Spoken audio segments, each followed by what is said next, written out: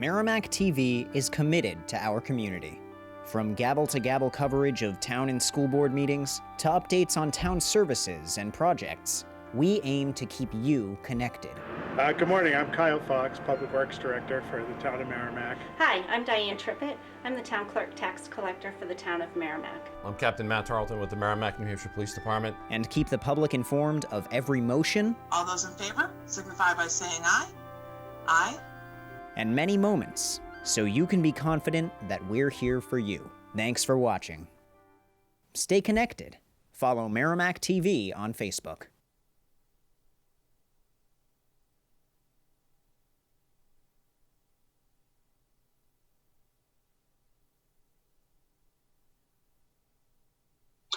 Good evening, ladies and gentlemen. It is Tuesday, October 20th at 7 p.m. And with that time, let me call to order the meeting of the Merrimack Planning Board. Let me remind everyone, see, I've got to go through a script here to provide all the information that everybody needs in order to participate in our virtual meeting. So let me deal with that business as well. As chair of the Merrimack Planning Board, due to the COVID-19 crisis and in accordance with Governor Sunnuna's Emergency Order Number 12, pursuant to Executive Order 2020-4, this board is authorized to meet electronically. Please note that there is no physical location to observe and listen contemporaneously to the meeting, which was authorized pursuant to the governor's emergency order. However, in accordance with the emergency order, this is to confirm that we are providing public access to the meeting by telephone, with additional access possibilities by video or other electronic means. We are using the Zoom platform for this electronic meeting. All members of the board have the ability to communicate contemporaneously during the meeting through the Zoom platform. And the public has access contemporaneously to listen and, if necessary, participate in the meeting through dialing either of the following phone numbers: 1-312-626-6799 or 1-929-205-6099.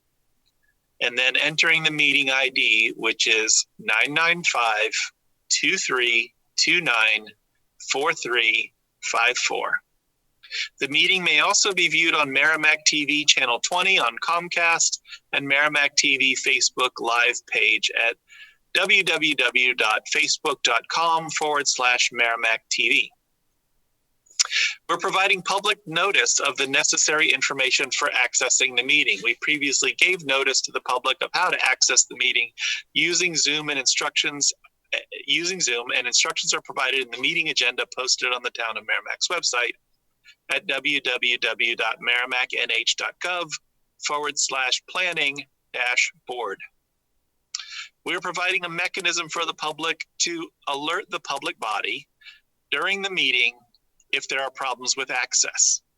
If anybody has problem with access, please email tthompson@merrimacknh.gov. We would adjourn the meeting if the public is unable to access the meeting. In the event the public is unable to access the meeting, we will adjourn the meeting and have it rescheduled at that time.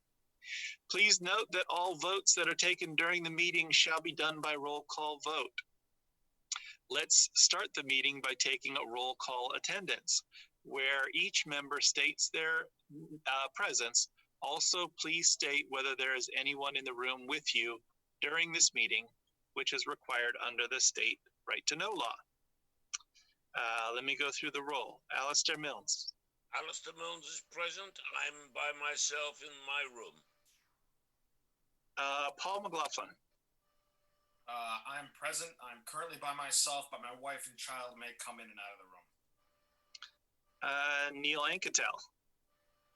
I am present, and I am in the room by myself. Councillor Bill Boyd.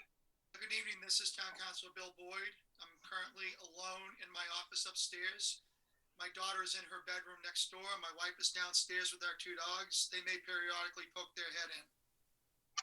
And Nelson Disco. I'm at home in my house on Underwood Lane. I'm in my office, and there's no one else in the house with me. Okay, and I'm Bob Best. I'm the chair of the board. I am in my office in Concord, and I am alone. So that concludes the roll call for attendance. let me appoint Nelson Disco in for a voting position for our meeting tonight. That gives us 6 voting members. Nelson can be in for Lynn's position. Let's see. If you are on the telephone and you wish to speak during the public hearing sections of the meeting, you dial into the correct numbers, put in the meeting number when prompted, and when we get to a public hearing, press *9 to be placed in the queue to raise your hand and be recognized. And then we'll call on you. You can also submit public comments to the Community Development Department at this email address, comdev@merrimacknh.gov. comdev@merrimacknh.gov.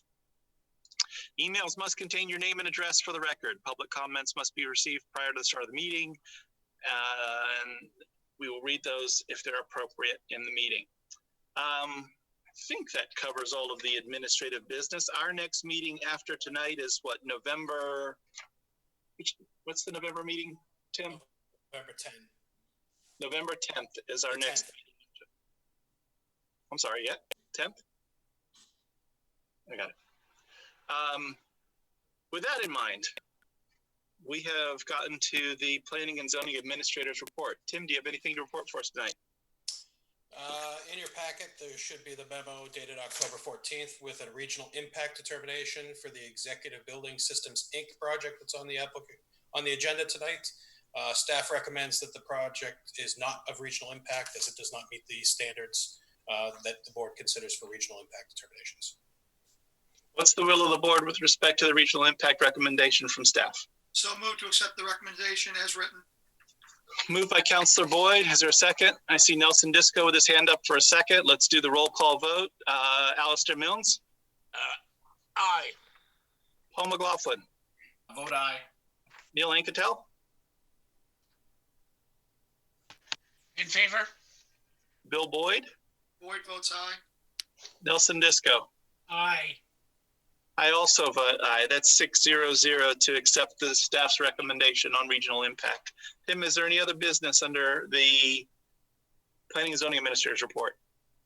I have nothing else this evening. Thank you.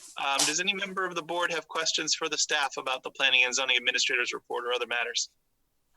Excellent. Then let's move on to the next item, which is item 3 on the agenda.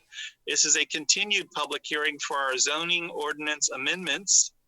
The planning board will consider amendments to the zoning ordinance pursuant to RSA 675-6 and 675-7.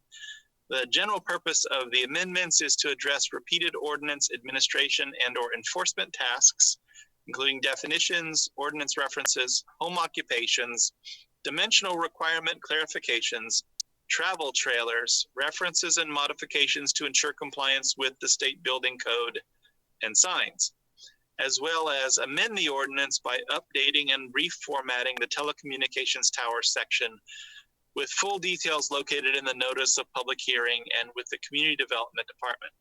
This item is continued from our September 1st, 2020 Planning Board meeting. Tim, I see that you're already ready to go with a presentation. Take it away. Thank you, Mr. Chairman, members of the board. If you recall, the first public hearing on this item was held back on September 1st. And what I have here tonight is in an effort to not contribute to a lengthy meeting and a lengthy agenda that we already have. This presentation covers those items in which the board had suggested and asked for changes. So what I plan to do is go over those changes that have been made since September 1st, and then we can have a more wide-ranging discussion if the board wishes to go back and look at any other of the proposed amendments. So since September 1st, section 1, there have been no changes made based on the public hearing. 3 changes to section 2, the first being on section 2.02.1.A1, which is on page, one moment here, on page 2-8 of the proposed amendments. That is a change to clarify the language in the preamble to the residential district adding the word not before permitted accessory uses. That was a good catch by the board. That was not a section that we were making any changes to, but I think that helped to clarify language in that section. The next is section 2021A to C, which is the updated home occupation requirements. We've added the word barbers in addition to hair salons to that criteria as the board had requested. And then lastly, on pages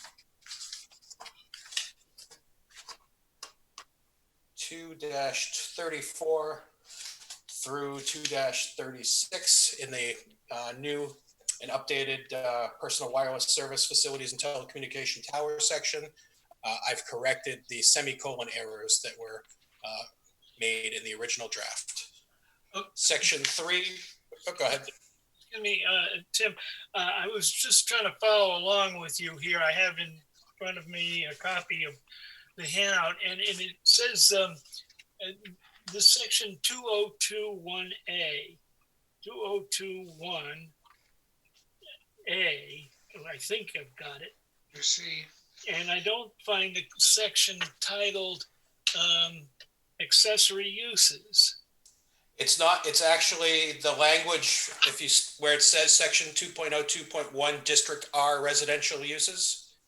And that subparagraph A1 in the final line, it says now are not valid and not permitted accessory uses. The word not was added to that. You said it was on page 2.8. 2-8 under section A1 under residential district permitted uses. Yes, okay, I got it, I found it. Okay. I missed highlighting that one, so I apologize for that. Okay, thank you. Well, I'm all set now. Again, section 3, no changes from September. Same with section 4. Section 11 is where the majority of the changes took place from September to now. As you may recall, section 11 is the new and updated references to the Merrimack building and fire codes. The majority of that section deals with making sure we have the proper references to the state building codes and the various fire, electrical, and mechanical codes that are used in the building division of the fire department. There was some additional language proposed in that section, however, that dealt with driveways, fire department access roads, and fire lanes that were new language that were being proposed specifically by the fire department to be added to the zoning ordinance. There was a lot of concern about the language in that section because they were proposing a very low number of units to be accessed off a single driveway before requiring secondary access, such that it would make virtually almost all developments of more than 25 units non-conforming in the community. So what we have done, we had discussed with the building division and the fire department, not proposing those sections, which were previously sections 11.20 through 11.23, removing them from the zoning ordinance and then putting them in a future amendment to the site plan and subdivision regulations, where the planning board would have the ability to grant waivers to those requirements and standards, rather than having specific requirements in the zoning ordinance that would require a visit to the zoning board of adjustment for any flexibility. So those deleted subsections we were going to propose in the very near future as amendments to the site plan and eventually the subdivision regulations as well.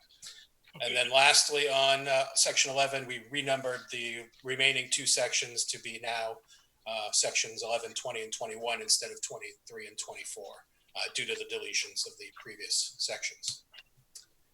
You have concurrence from fire on all of this, these changes, right?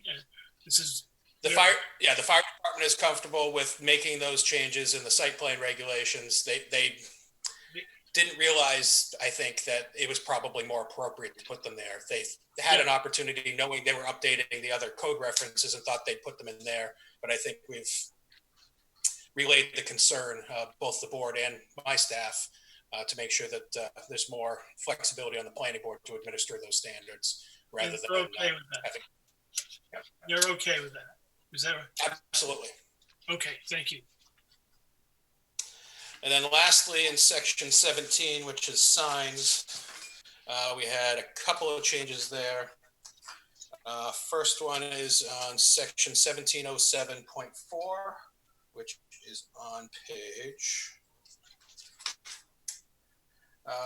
17-6, was changing and revising the time and temperature exemption for electronic signs such that time and temperature changes could be made every 15 seconds.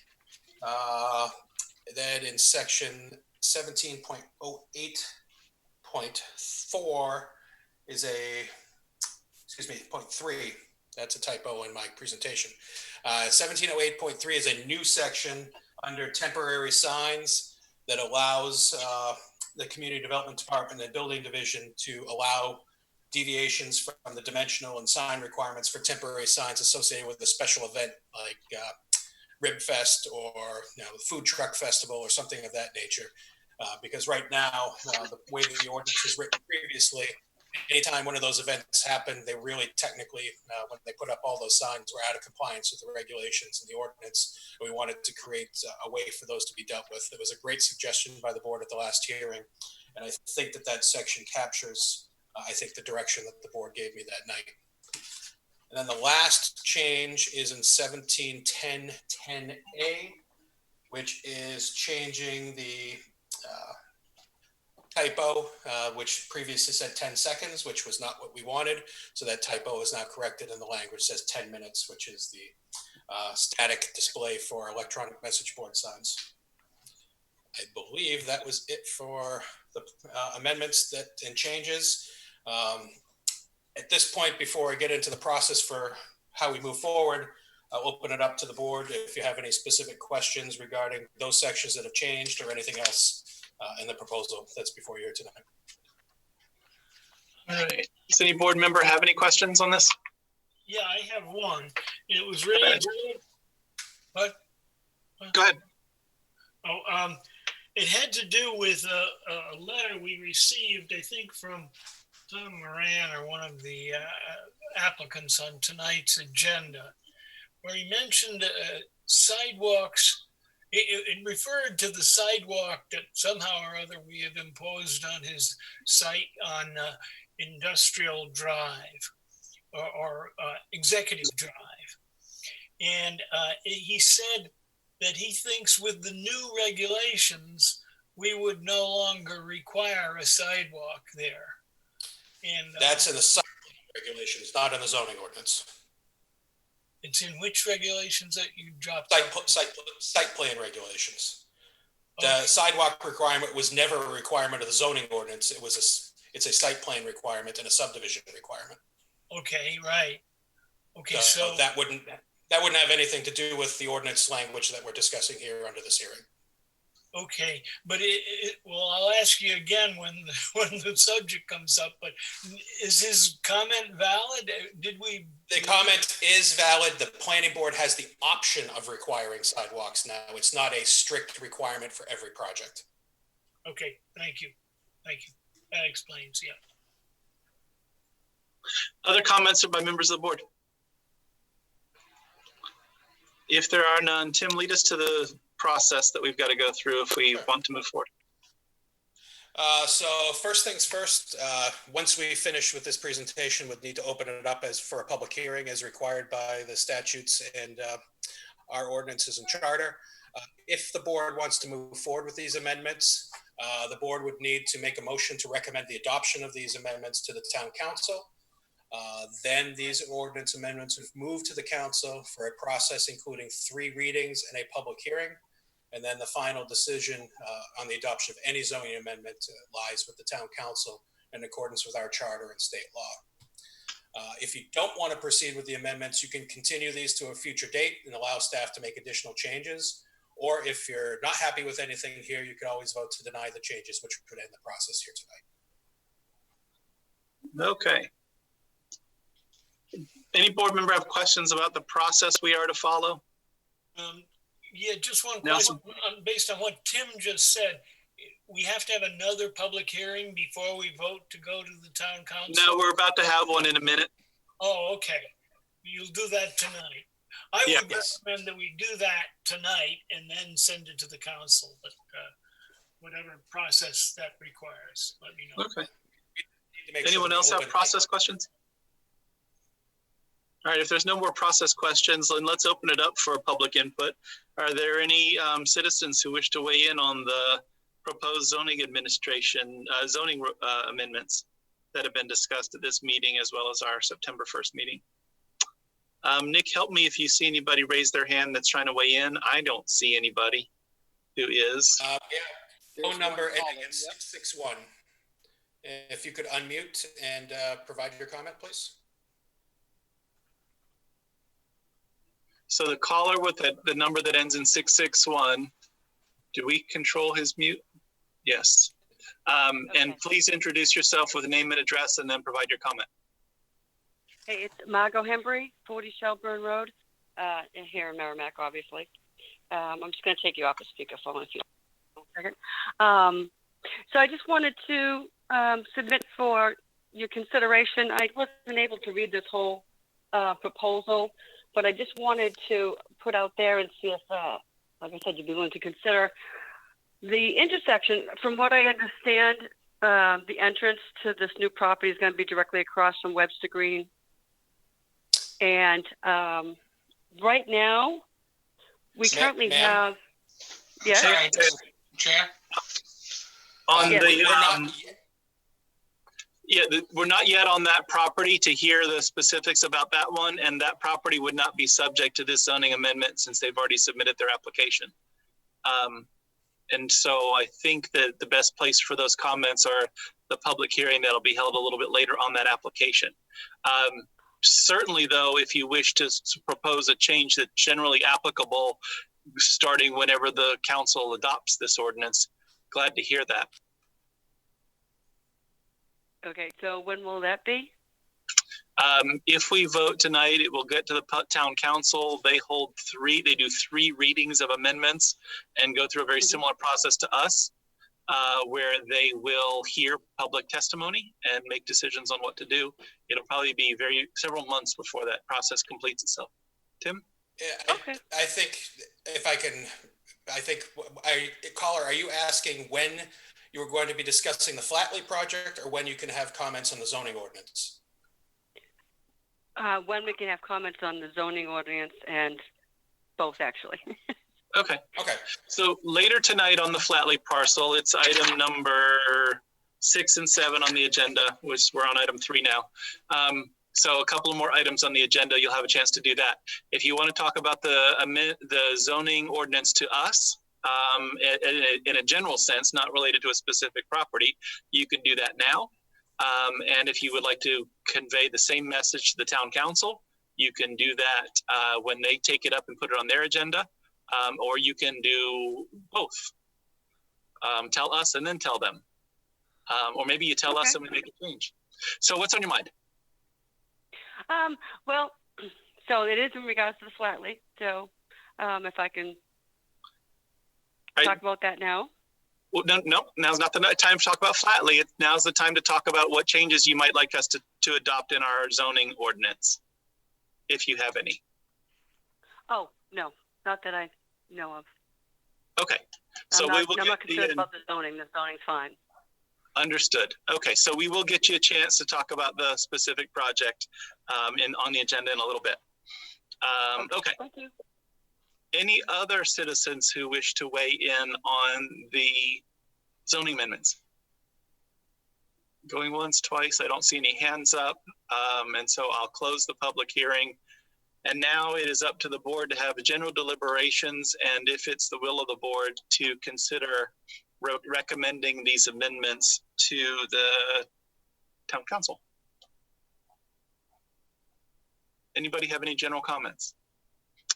Anybody would like to make a motion? Mr. Chairman, I'd like to make a motion that we refer this new document to the town for the town council's consideration to decide if they'd like to adopt it. Is there a second for Alistair's motion? I see Nelson's hand up as a second. Okay, let's go through a roll call vote. Paul McLaughlin? Vote aye. Alistair Milnes? Aye. Neil Anketel? Vote in favor of the motion. Bill Boyd? Boyd votes aye. Nelson Disco? Aye. And Bob Best votes aye. That's 6-0-0 to recommend these amendments to the town council. Tim, is there any further discussion on agenda item 3? Nope. I thank you for your support of the effort. It has been a long effort and a lot of work by my members of my staff to really put this together. So kudos go out in particular to Robert Price, who assisted me greatly in some of the sections that we put together here. Thank you to Robert, and thank you, Tim, as well to you personally. I think that your leadership has a lot to do with us being able to accomplish these things. So thank you. Thank you. Yeah. Councilor Boyd. Just very quickly to Tim and his staff, thank you so much for the cell tower ordinance language. It's been long overdue in this community. Now I think people have, if something comes before the community relating to cell towers, we got language, we got a set of rules by which we govern that hopefully will add clarity and give some perspective to people that may have concerns about how cell towers are developed in our community moving forward. So thank you very much. I really appreciate that. Thank you. Well said. Okay.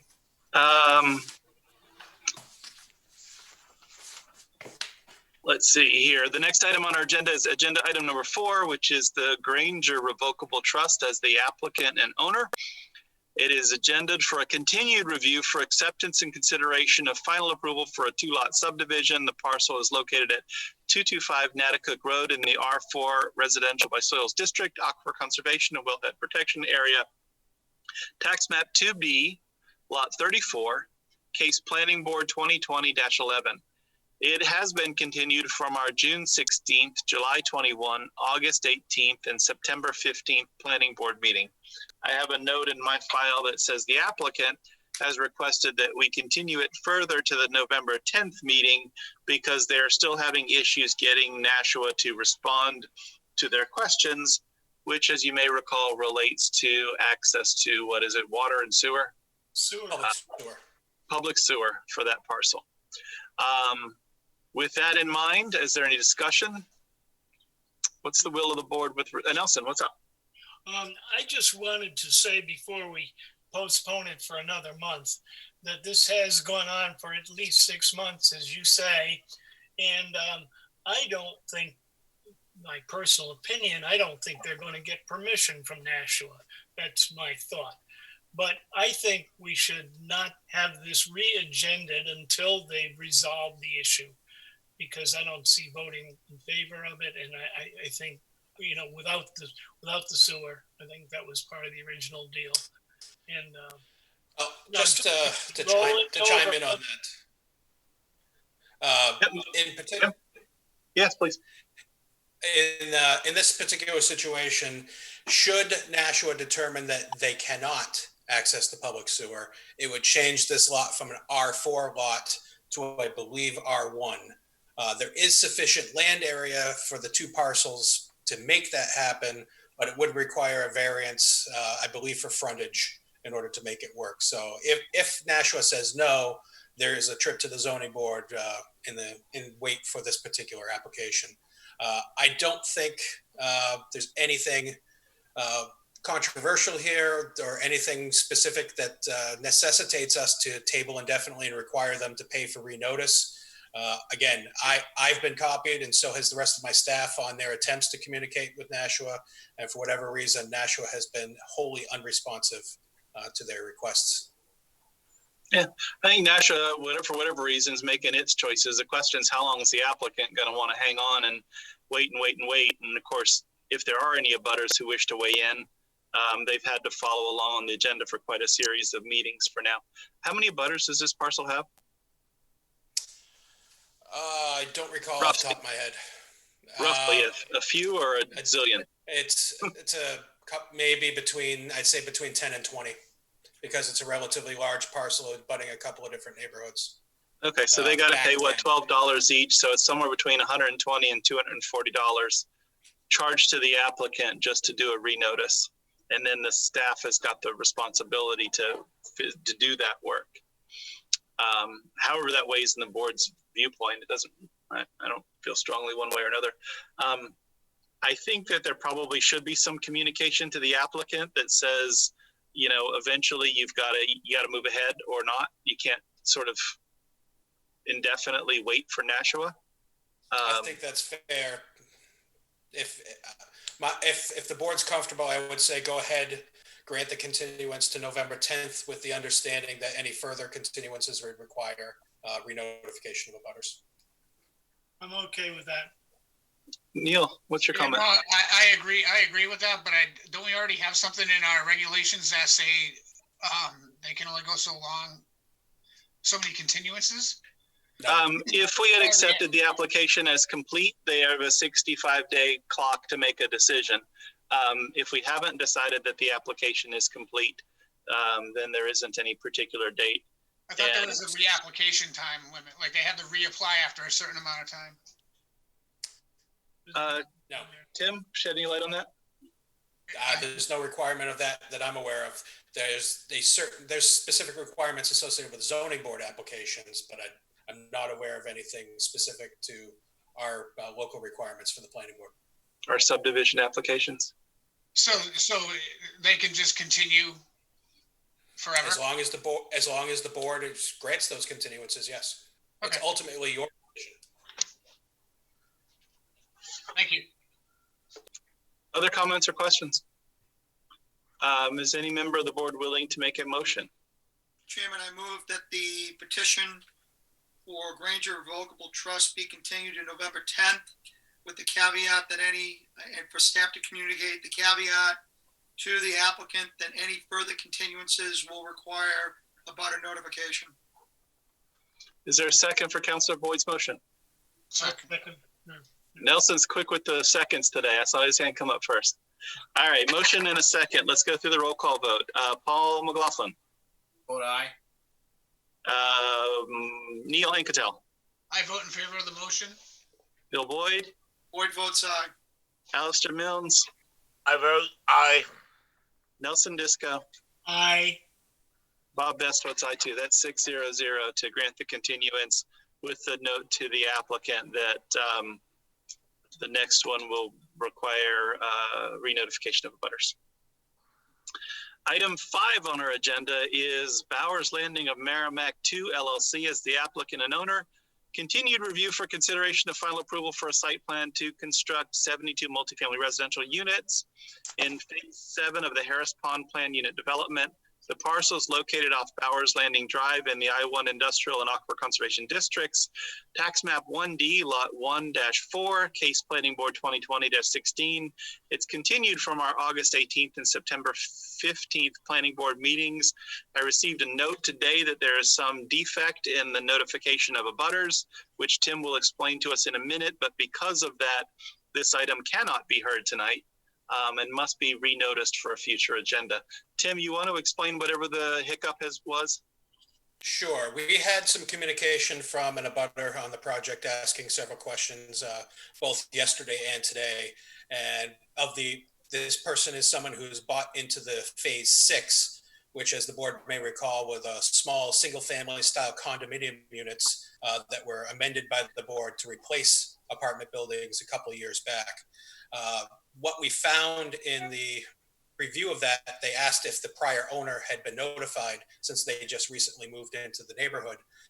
We found that in the application, the applicant notified Bowers Landing LLC as the owner of the overall parcel that phase 6 encompasses, but they had not notified the individual property owners for those condominiums that had been sold and transferred to new owners during the time from when this was originally proposed to now. So there are several abutters that now own property on that lot as condominium owners that were not properly notified for the project. And so therefore we need to, basically all decisions that have been made by the board, including the acceptance of the project back in August, are invalid because the abutter notice was incorrect. So the applicant is aware that they will need to re-notify all abutters properly, and they will likely be coming back for the December meeting. Thank you for that summary. I assume the condos also don't have a condo association because it's still a condo under development? Correct. The association has not been created yet. Okay, so there's no notification to them either. All right, so there's the defect. Doesn't require any vote on ours, and it voids any of the action that we've taken so far. Any questions on that for members of the staff? If not, then I had questions on the site plan, but I guess there's no point in going through it since we're not in a official public hearing. And Correct. no. It may be if you want to make some offline communication to the department that they can convey to the applicant for consideration whenever they do come back. I think that's fine. But with the applicant not being here and us not being in a public hearing on this item, I wouldn't want to hear those specific complaints now. And certainly through the department, if you want to make suggestions that they ought to address a certain thing or that's important to you, you can do that through the department. Questions or thoughts about that? Okay. Yeah. Go ahead. I'm sorry, Bill. I'm just going to say there were a great many open items, but we shouldn't be going through it. I agree with your determination not to have a mini hearing on this as it stands. All right. Thank you for that comment. Councilor Boyd. So we're starting over from the very beginning with this applicant, once the abutters are properly notified? That's correct. They'll be well along in the process since they've gone through they'll be their second hearing, already having submitted plans to address peer review. So they're probably going to be in a position to get a decision from the board at that hearing, whenever that happens. So my question back in August, did we not accept the plan for review? You did. So where does the clock stand? The clock is moot because that action of the board was not taken properly. Okay. Okay, thank you. Other comments or questions? All right, we don't see any. Okay, next item on the agenda is item 6. John Flatley Company as the applicant and owner, continued review for acceptance and consideration of a site plan to construct 100,000 square feet of research and development warehouse in 3 proposed buildings and associated site improvements per the requirements of the Flatley mixed use conditional use permit. The parcel is located at 685 Daniel Webster Highway in the I-1 Industrial District and the Aquifer Conservation and Wellhead Protection areas. It is Tax Map 6E, Lot 3-4, Case Planning Board 2020-19. It is continued from the September 1st and October 6th Planning Board meetings. As has been my habit throughout, is this item is one upon which I have a conflict of interest. Because my firm has done some work for the Flatley Company, although unrelated to this project. Therefore, I will recuse myself and turn over the gavel to Alistair Milnes for both the continuation of this item and the complete consideration of item number 7 on the agenda, if any, and rejoin you at item number 8. Alistair, you have the gavel, and I will mute my audio and turn off my video while you guys deal with these 2 items. Thank you, Mr. Chairman, members of the board. I think if you will recall at the last meeting, we were advised by Mr. Thompson that because of this project involving water runoff, that we do not have the necessary authorities. So, Tim, would you like to bring the board up to date on the situation as you see it today and to give advice on what we should do? Sure. Thank you, Mr. Chairman, Vice Chairman, and members of the board. This project has been continued a couple of times, primarily for concerns that staff, both my department and in Public Works and Engineering, have regarding stormwater as it relates in particular to the town's requirements under the EPA MS4 permit. In addition, I am in a position tonight where I am going to again recommend that the board delay acceptance for the review of this project for a couple of reasons besides the drainage. Per our current site plan regulations, the minimum submission requirements are listed in section 4. And at the time the memo was written, the applicant had not provided building renderings or a traffic impact analysis for the board's review. I did have some conversations through email with Kevin Walker from Flatley today, indicating that he had submitted those items. However, reviewing the file in the office, we did not have copies. He did, however, submit electronic versions of those items today, but it being the day of the hearing, obviously staff has not had any opportunity to really even consider or review those submissions. So given those 2 items, I recommend that the board not find the application complete at this time and continue the application to either the November meeting or the meeting at a later date. In addition, just to go back to the issues with the stormwater, in general, and if we allow the applicant to speak, Mr. Vice Chair, I'm sure he can explain a little bit. In this situation, because of the PFAS contamination that is emanating from St. Gobain through the air emissions from their stacks, there is concern from the state level about how stormwater is managed on this site, and they are directing the applicant to utilize an underground detention and treatment system, which would then discharge to Dumpling Brook and eventually into the Merrimack River. Part of those requirements are being requested by New Hampshire DES as part of the alteration of terrain permit process.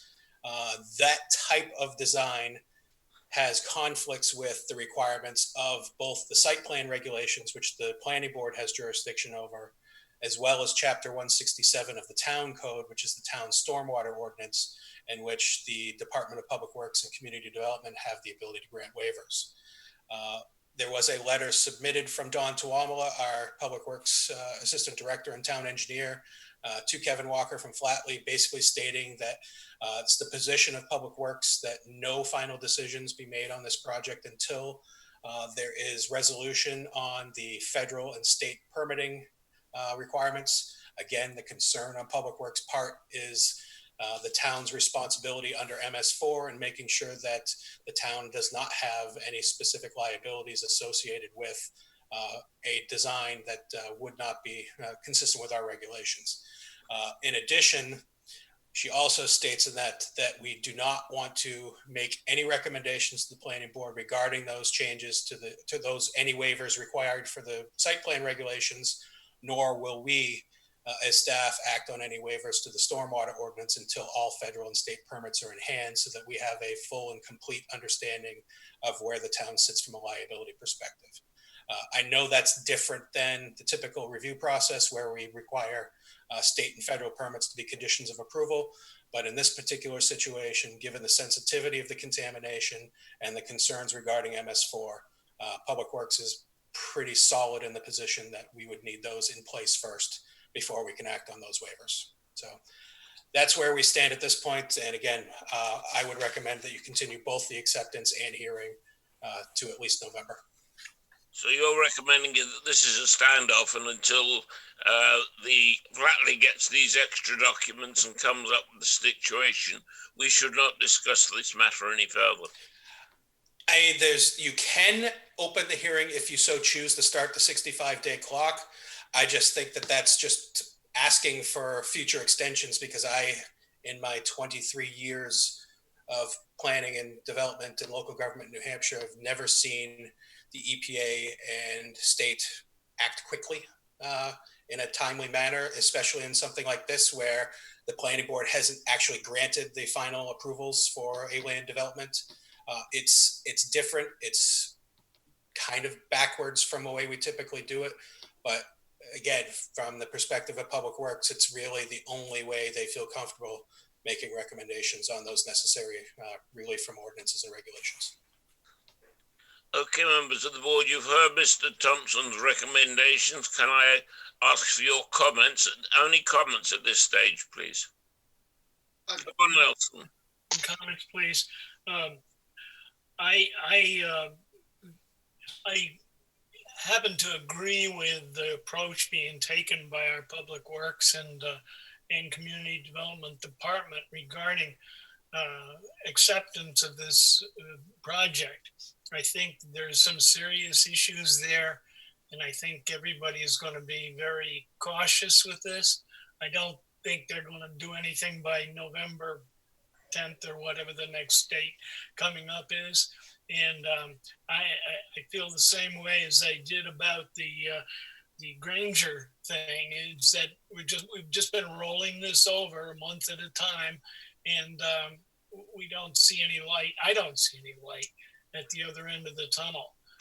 Maybe Tim can straighten me out on that, but I don't see any point in rolling it over for another month and unless they have some resolution of these issues. That's my comment. Anybody else want to add any further? Please go ahead, Mr. Boyd. Thank you, Alistair. I guess a couple of comments and a question for Tim. Well, maybe it's not a comment, but a couple of questions for Tim. One, DES is asking Flatley to do a stormwater drainage system. Is that correct? They're being directed from, as I understand it, and I think, Mr. Vice Chair, if you would allow Chad to follow up, I'm sure he can clear this up a little bit. Please tell us where you are. Hold on a second. Let me just finish for Councilor Boyd. Finished him. The state, because of the PFAS contamination, does not want to see any surface drainage, storage, and treatment. They want it underground and away from the contamination. Because of that type of design not meeting several requirements of our regulations and the stormwater ordinance, that's where waivers come into play that we're not comfortable making recommendations on until we know where we stand with MS4. So is there any incompatibility between what the feds have with the MS4 versus what DES is? My understanding is that there was some conflict between the feds and DES. Are you able to comment on that? I specifically could not comment on that. That would be better directed to Dawn and Public Works. Okay. But your understanding is similar to my understanding, that there seems to be trepidation on her part.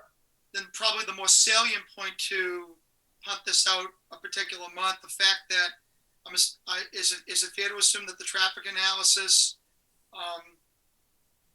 is something they're doing independently, and that they're going to need to work with DOT to get a curb cut to gain access to DW? There will be the need for a DOT driveway permit for the new driveway proposed as part of this, as well as the modification to the St. Gobain driveway where they propose to join in and share access there.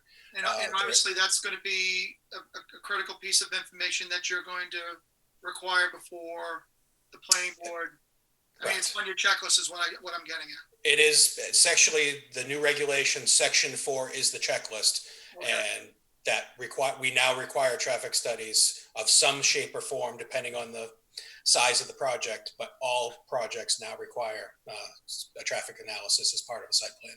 Okay, I guess my comment, Mr. Vice Chair, is I support what Director Thompson is recommending. I really think until Flatley's in a position where they've dotted the I's and crossed the T's with staff, I think it's premature to have any conversation here at the planning board. One man's opinion. Thank you. I see we have Mr. Chad Brannan from Fieldstone with us, for which welcome to the meeting, Chad. Would you like to express from your point the applicant's position on this matter? Sure. Good evening, Mr. Chairman, members of the board. For the record, Chad Brannan, civil engineer with Fieldstone Land Consultants. Certainly, we understand the town's position as it relates to the PFAS and the contaminations on site. We have, done, I think, I shouldn't say our part, but we've been working hand in hand with the state, the New Hampshire Department of Environmental Services. We met with them prior to completing and submitting a design on this project, really to work through the details of a stormwater management design that works for not only the Alteration of Terrain Bureau, but also the Hazardous Waste Management Bureau. Both were party to this meeting. And so the design that we've submitted is directly under the guidance and direction of the state, as Mr. Thompson has outlined.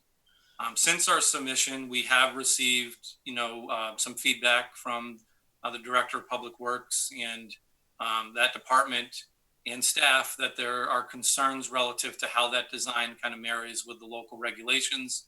And what I think the town's concern really is, can we grant this permit and still be compliant under our MS4 criteria through EPA?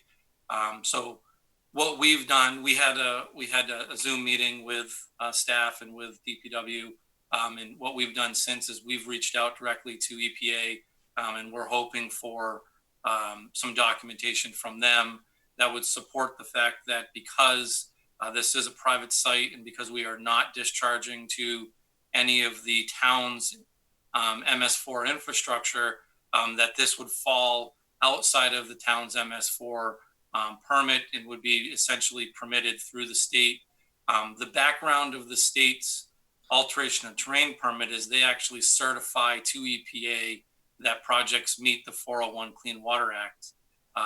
So there's a technical component here for this, this project that's kind of coming, as Tim said, is a little bit of a backwards approach.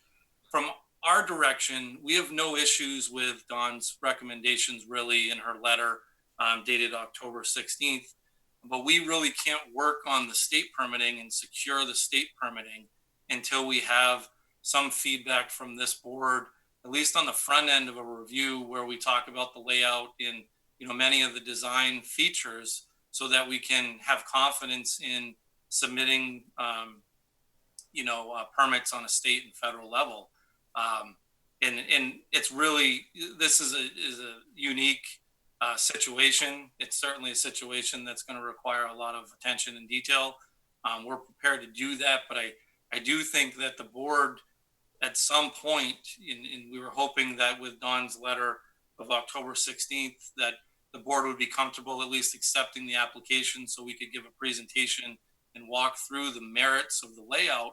Then that would put us in a position where we can address Fuss and O'Neill's engineering comments and ultimately go through the permitting process for this project and hopefully put these permits in the hands of the town so that you could support, a waiver from your stormwater criteria.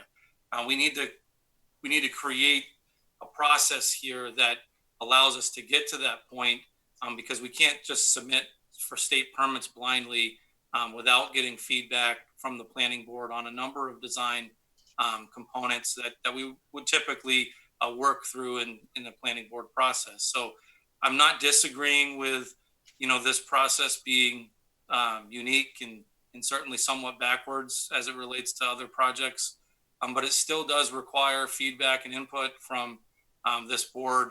And I think that needs to happen in order for us really to address and submit for state permits. And that's where we stand. I mean, we're not looking to ride the 65-foot or 65-day timeline and force a decision from the board at any point. That's obviously going to lead to bad results. But the reality is we need to initiate the dialogue in order to move forward through this process. And so that's what we're asking the board to do on some level. We definitely appreciate everybody's time and feedback and concerns. I think, it's not my client's fault that we're dealing with these conditions on this property. I can tell you with the, in the many meetings that we've had with the state, they are looking forward to kind of a final plan and capping, if you will, of this property and kind of isolating the contaminations that exist in the soils and also in the groundwater.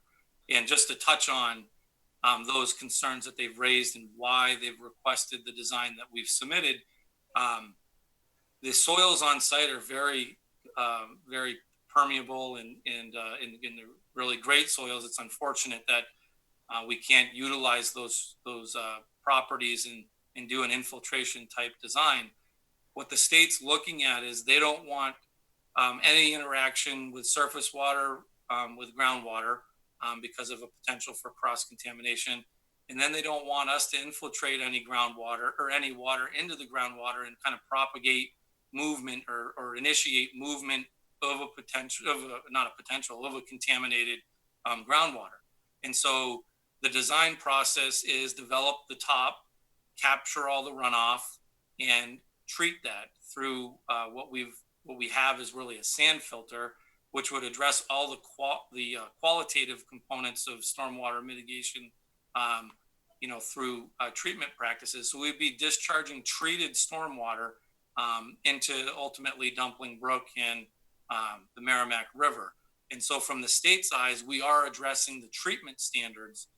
We would not be addressing what would be considered the quantitative standards or of peak runoff mitigation.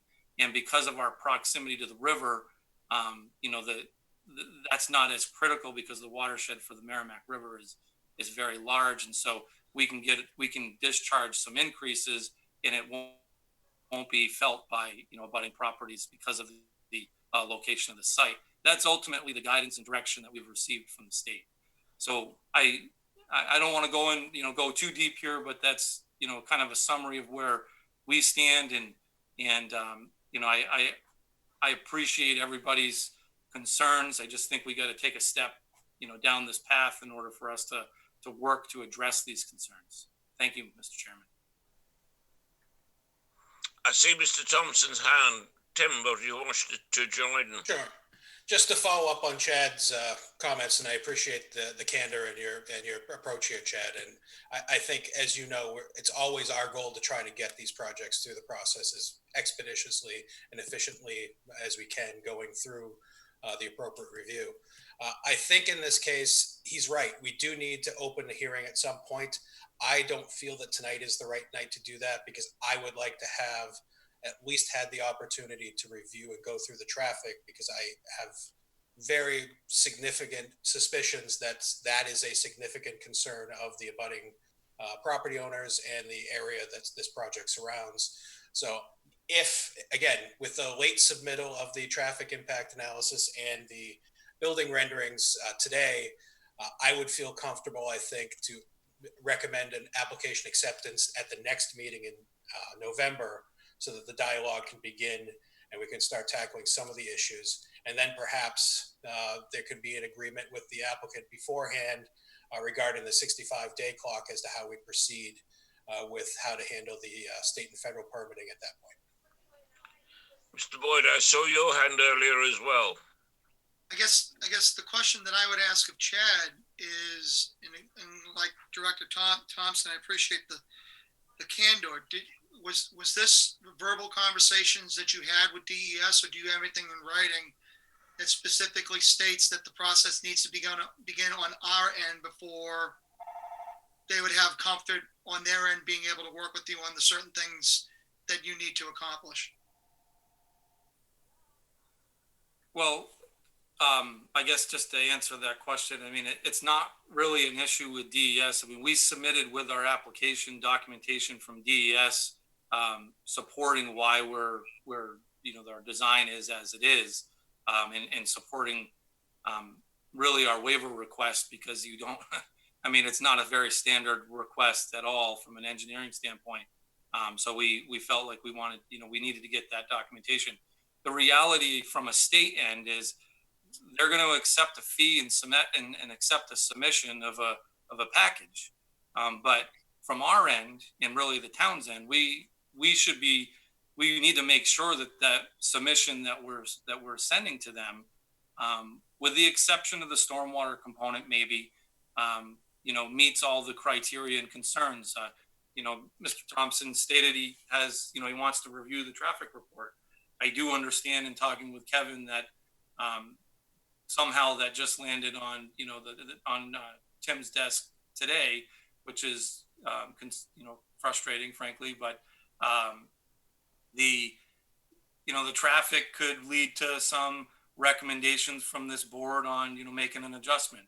The board could review building placement and traffic circulation. And, there's just so many different things that gets reviewed at public hearings that has a direct impact on how a site's laid out, graded, designed, and ultimately how that permit package to the state is submitted. So I think, unlike other applications, this, we are going to inevitably, I think, have an active application before this board for some time. Because what I see happening is when the board is comfortable accepting this application and starting the dialogue, we're going to go through the normal review process where you would typically give us a conditional approval. And instead, maybe you're going to say, okay, go get your state permits. And once we're given that nod, which hopefully isn't too far in, typically it's a meeting or two after we work through town engineering comments and staff comments and so on, then we'd submit to the state. Well, the state has a 50-day clock to review alteration of terrain permits. So we may not get something back from them and ultimately get a permit in hand until, 60 to 75 days is pretty common. So there's going to be a pause on this application once we get to that point, in order for us to secure the state permits. Now, the other state permits are, should not be as difficult to obtain because we've worked with DOT on the offsite stuff with this project through the conditional use permit process, and sewer discharge permits through the state are pretty standardized and easier to obtain.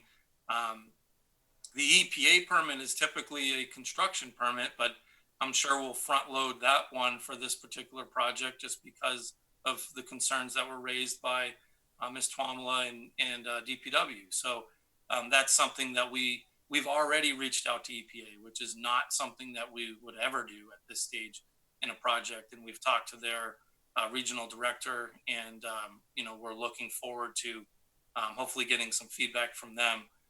They like everybody here, need some time to review the plans and ultimately give us some feedback. So it is necessary. I don't have documentation from the state saying they need the planning board's feedback, but the project, because of your regulations and the new guidelines and checklists, that's what really requires your feedback before we can go to the state for permits. But it's a catch-22, Chad. I don't mean to be contrarian with you, okay? But we've had issues, as you've alluded to, regarding PFAS in our drinking water. So obviously there's issues as it relates to groundwater runoff on your particular site. I have concerns. I know you talked about the permeability of the soils. I haven't heard anything from you, and I'm assuming it's on your checklist. I don't know, but regarding testing the soils and what you're going, if there are soils that meet a specific contaminated standard, what you're going to be doing. I guess, for me being one of tonight, being one of six, but also serving the community as town councilor, I'm cognizant of the fact that there's a level of fear in our community regarding how you're going to address the issue of some of the contaminants that exist on your property. And I think, from, again, speaking as only one person, I'd like to I probably would feel a little bit better if I had some documentation from the parties that you're working with outside of the planning board that specifically, that you've either completed something or you're working on a particular process or a particular function to accomplish a particular task, so that you're beginning to meet criteria that Tim is looking for, so that we're able to hopefully begin the process and begin to evaluate in the aggregate your project. I mean, that's my concern. I'm struggling with the idea of starting the clock with you and starting to look at a project without tying in some of the other loose ends that are out there regarding some of the state and federal permits that you have. That's just how I'm looking at it. Right. And, with all due respect, Mr. Boyd, I wouldn't know your concerns if I didn't hear them this evening. So that's kind of part of the reason why the public hearing process needs to start. And to answer your questions, we are actively working on, and there's so many different layers here with a project of this size and in this location.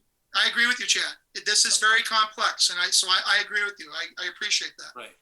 And I just want to share with you, and I was really speaking primarily to a stormwater end because, frankly, that's where my expertise lies. But we do have, I think it's GZA, who is the environmental consultant that's been hired by the John J. Flatley Company, and they are doing soil testing on the site, and we are putting together a soils management plan, and we are addressing other areas that are required through the Hazardous Waste Management Bureau, these were all things that were also kind of discussed when we met with them up at the state and tried to establish what was going to be required from them. And I think that's kind of important. Even we started this process differently because we know the sensitive nature of this project. We had a preliminary meeting, submission meeting with them up at the state to establish what will you require from us when we submit for your state permits. And it established in that, really a scope of work, what their concerns are going to be, things like we certainly can't leave the site with any materials. There's special permitting that's required if we get into any of the groundwater. But soils management from a standpoint of there's obviously areas on this site. I mean, there's a bit, depending on which project we're talking about here, it's a big site and there's areas of the site where the soils are more elevated. So the state's interested in making sure that those soils really end out being below a parking area where it's going to be capped in perpetuity and is not going to be disturbed. So there is a lot of details that you will likely hear from our environmental experts when they attend a public hearing. I'm the only one, myself, and I think Kevin Walker might be in attendance tonight from the John J. Flatley Company. But this is really, and we anticipated this as really an introduction to the project. Talking really, tonight's almost like a meeting, with the planning board generally is. We present the project, we hear your concerns, we hear the concerns of the, abutting landowners and ultimately the concerns of the public. And then that allows us to, get further along in the process. I think with this project, and I just want to touch on, and I can understand the frustration of these projects rolling meeting after meeting, but without talking with DPW and without initiating the October 16th letter from Ms. Twamala, there really was no point in us being before you and talking about, this project. And we feel as though tonight, we've established a little bit more of a path from a permitting and design standpoint where we felt comfortable going before the board and getting some feedback and starting the process. So, and I understand Mr. Thompson's suggestion. If the board wants to continue the project, for another 30 days, it's certainly not going to change the permitting and layout of this project. But we do need to initiate this and start this, hopefully, at the very least at your next meeting. I guess if I could, just very quickly, Tim, because Nelson and Alistair and I were on the planning board when we were reviewing the Merrimack premium outlets. And one of the things that they used, because of the complexity for that project, and Nelson was chairman at that time, so Nelson, please correct me if I'm wrong, but the community development director at that time, God rest his soul, Walter Moran, created what was termed an implementation matrix. And I'm wondering for this particular project, whether an implementation matrix, because of the complexity and multi-layered issues that exist on this particular project, and as it relates to them being able to present a complete proposal to the planning board, I'd be asking you, Tim, whether or not something similar could be incorporated with the planning board, so that there's a specific flow as we move along with the project. Because Chad, I agree with Chad. This is a complex piece of property with a lot of multi layers to it, and I'm wondering if an implementation matrix makes sense for this particular project. I don't know that I'd approach it in that same fashion, okay. But based on the way I see this going and what I had mentioned earlier, I would feel comfortable, given the fact that we just did receive the last two outstanding items from Section 4 that relate to completeness, would be comfortable with a motion and recommending the board accept the application as complete at the November 10th meeting, so that we'd have the chance to review those, especially the traffic. And in that memo to the board, between myself, Robert, and Don, we can put together an outline / timeline, step by step, how we would envision the process moving forward. Exactly. That's what I was thinking. That'd be great. Thank you. Yeah, I would think that would be acceptable. I kind of changed my mind about not accepting it based on Tim's testimony, and I understand where you're coming from now, Tim a little better, and with that confidence that these documents will answer many questions and raise questions that can be answered, I'd be willing to go along with a postponement, with not accepting it for tonight, but postponing it till the next meeting for a hearing. Well, I've heard that. Does anybody else want to offer any comments? I understand your position, Chad, by the way. Neil, please go ahead. Thank you. Chad, I'd just like to say is that I see the efforts that you guys are putting into this, and I do recognize that you have consideration for the residents and for the requirements of the staff.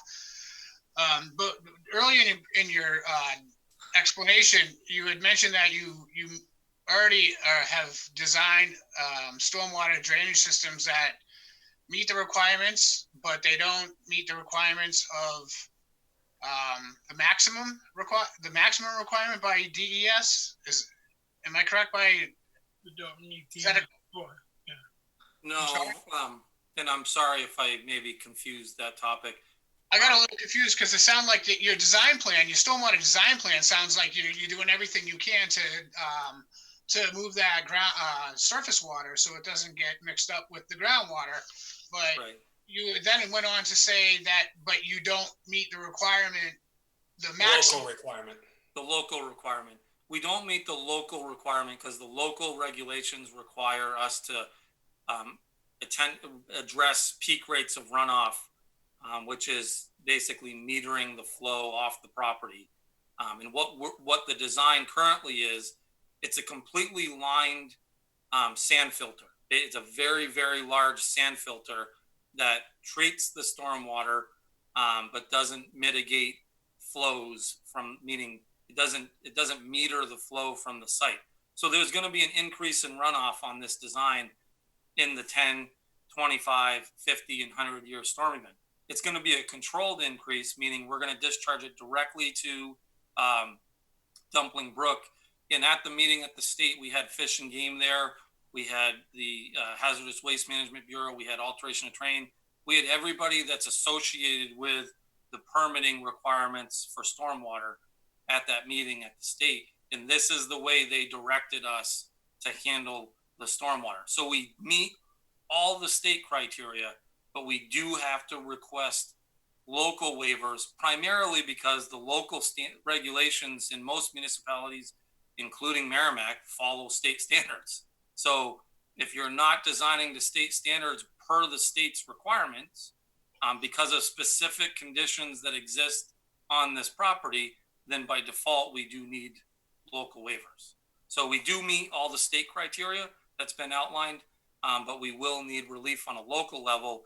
And that's where DPW is coming in saying, hey, in this, I'm not putting words in their mouth, so please don't take that as if I am, but in general, they're saying, hey, we don't even want to touch this waiver until you have all your state and federal permits. I mean, that's essentially what they're saying. Correct. Tim, wanted to say something. Sorry? Do you want to say anything anymore, Tim? I was just going to say, just for clarification purposes, Chad, you talked about the sand filter in the underground system. That is for your typical stormwater contaminants, not the PFAS contaminants, correct? That's correct. Yeah, there's no treatment for PFAS, but the design of the site is really to minimize any interaction with the PFAS, and because the site will basically, the whole site when it's built, everything draining to the sand filter will be clean soils. So as long as Saint-Gobain addresses their stack conditions, there should not be any surface contaminations on this property that would ultimately drain to the proposed stormwater system. In a sense, we're trying to generate a controlled atmosphere here where the contaminated soils are capped, and that will be part of the hazardous waste management permit through the state. And I think that's really where, some of the concerns and questions that Mr. Boyd was talking about And those details will ultimately be presented and discussed with on this project. But yes, that's. I just wanted to clarify for those members of the public that the filtration does not relate to the PFAS. It's for your typical stormwater. That's correct. The PFAS contaminations exist. Yeah. We're not making that any worse. What we're trying to do is cap it so that there's not going to be any movement of those contaminations into the groundwater and into the Merrimack River and ultimately, into the air, in the future. Anybody else want to add any thoughts or their thoughts? So, Chad, I apologize. I don't mean to sound stupid. Are we talking like a cap, like at a hazardous Superfund waste site where they clean up and they put covering over and then they put fresh loam over it? Pavement.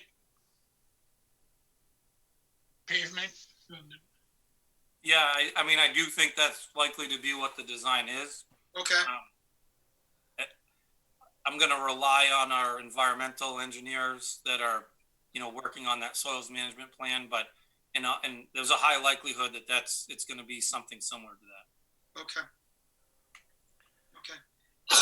What I've heard, I think I heard Mr. Thompson suggest that we defer it another 2 or 3 weeks, whatever it's till the next meeting, and do a fair full hearing, Chad, at the meeting on November the 10th. But that's what I heard. But I'm only the chair or acting chair. So can anybody else offer any thoughts, please? So point of order, Mr. Chairman. I would encourage you to make sure that the planning board has had a chance to speak, and that maybe if there's anybody holding on the phone from the general public that wants to speak, I would defer to you as to whether or not you would feel that would be appropriate or not. Well, I was going to throw it open for public comment because I see I have 1, 2, 3, 4 callers who might like to offer their thoughts. I understand that you want to do that, but it's really not appropriate to do that until the public hearing is open. Okay. Right, I've got my hand slapped, so I will not do that. To the callers then, I think you've heard what's gone on. It would appear, based on Mr. Thompson's comment, that he would like to have a look at the traffic study.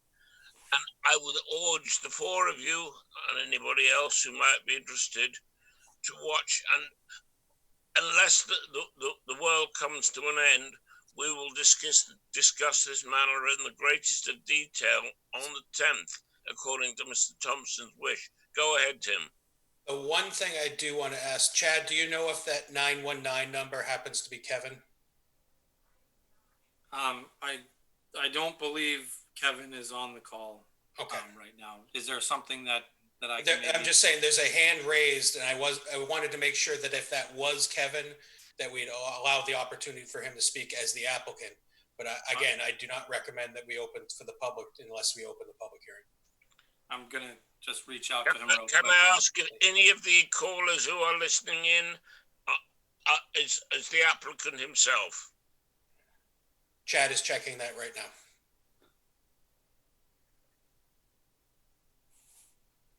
Pam, are you saying that just because the applicant hasn't had full time to present anything? In terms of my recommendation? Yes, for the public not to be able to speak. Well, it's just standard operating procedure from a standard of the planning board. Having not accepted the application for review, you really should not take that public comment unless you've actually opened a public hearing. Just procedurally, I absolutely want the public to chime in. I agree. Yes, but at the appropriate time. I agree. I just want them to understand. Chad, have you got any contact with your principal? No, he is not on the call. Thank you. I will entertain a motion from somebody. I make a motion that we continue this to the November 10th, I believe, meeting. Per the recommendation of the staff on those 2 points. The applicant has not provided building renderings for the board's review, and the applicant has not provided a traffic impact analysis for the board review. I hear the proposal. Is there a second? I'll second that, Mr. Chairman. There is a motion and duly seconded before the board. Can I take a roll call? Nelson Disco? Aye. Paul McLaughlin? Vote aye. Neil Anketel? I vote aye. Bill Boyd? Bill Boyd votes aye. And Chairman Alistair Milnes votes aye. So Chad, please advise your applicant you'll get the full opportunity to open batting on November the 10th. Thank you for your time. My pleasure, thank you. Thank you, Chad. That moves item 6. We now move on to item 7, which is also from the John Flatley Company, which is a review for acceptance and consideration of a site plan to construct a 120,000 square foot warehouse distribution building. Parcel is located at 703 Daniel Webster Highway in the I-1 Industrial District, Mac Conservation Area. Tax map 6E lot 00305, case Planning Board 2020-25. And Mr. Chairman, I would like to inform the board that the applicant, the Flatley Company, John J. Flatley Company, has withdrawn that application. They are no longer pursuing the site at that location. We expect that a similar proposal in a different location will be submitted at some point in the future. all right, has everybody heard that? So if the applicant is withdrawing, I think we just simply allow the applicant to withdraw. It would appear we haven't spent any of your money, Chad. So we'll look forward to talk to you about this, the main project on the 10th of November. Thank you. Thank you very much. Okay, so somehow we get Mr. Bob Best back and I'll give him back the gavel. Hello, Bob. It's all yours. Hello, thank you all. Thank you all for taking care of that business at item 6 and 7. Item 8 on our agenda is 10 Henry Clay Drive LLC as the applicant and owner. Review for consideration of an amendment to a previously approved site plan regarding sidewalks and lighting. The parcel is located at 10 Henry Clay Drive in the I-1 Industrial District, tax map 2D, lot 41-13, case Planning Board 2020-24. Tim, is there anything that we need to know before we hear from the applicant? Thank you, Mr. Chairman, members of the board. In your packet, you'll find a memo dated October 15th from Assistant Planner Casey Wolf. This lot is the site of the Merrimack Crematory Services on Henry Clay Drive, out by the YMCA. The planning board had previously approved the proposal to expand the area of the crematorium back in 2012. And since then, there have been a couple of different administrative approvals granted as this site has slowly developed over the course of the last several years.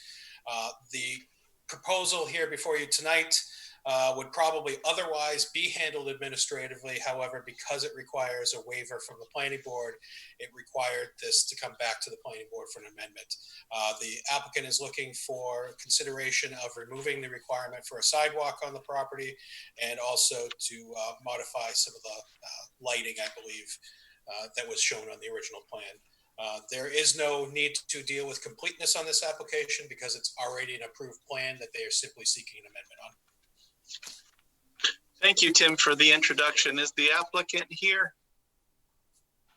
Good evening, Mr. Chairman, members of the board. Again, Chad Brannon, civil engineer with Fieldstone Land Consultants, and I'll be representing 10 Henry Clay Drive LLC and Mr. Mark Rivet with this request. I guess just to kind of touch on what we're asking for tonight, and I think Mr. Thompson did a good job just highlighting it. With the original site plan approval, we had proposed some pole-mounted lights throughout the site. And what this revision really does is just, it revises everything to utilize building-mounted lights. And the revised lighting plan has been submitted supporting that. All of the proposed parking areas are adequately lit. And, we would hope that the board would find that this is a sufficient lighting plan for this project. As Mr. Thompson stated, it's taken some time for this project to be developed, but ultimately, much of the site work is completed at this point. the proposed crematorium is constructed. They're finishing some details out there, and as part of the site construction, they did install the curbing along Henry Clay Drive, but the construction of the sidewalk is something that they're requesting. We're requesting a waiver from. It's really, the use and activity in this area on the dead end road is in my client's opinion, and frankly ours as well, is not really conducive to a sidewalk. And there are some slopes on this site that, the site would finish off better with landscaping and vegetation if we didn't have to construct a sidewalk.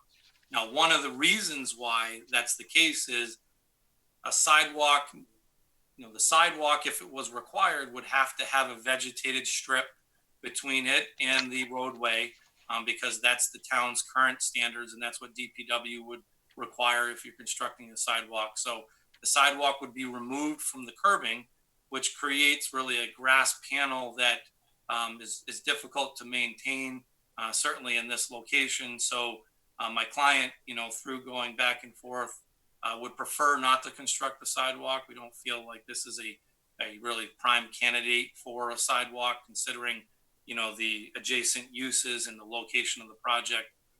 So the sidewalk waiver is really what brings us before you primarily tonight, because I think normally the lighting modifications would be handled administratively, but we're hoping to address both topics before the board this evening. So I won't belabor the topics anymore, given the hour of the evening, but certainly try to answer any questions that the board may have.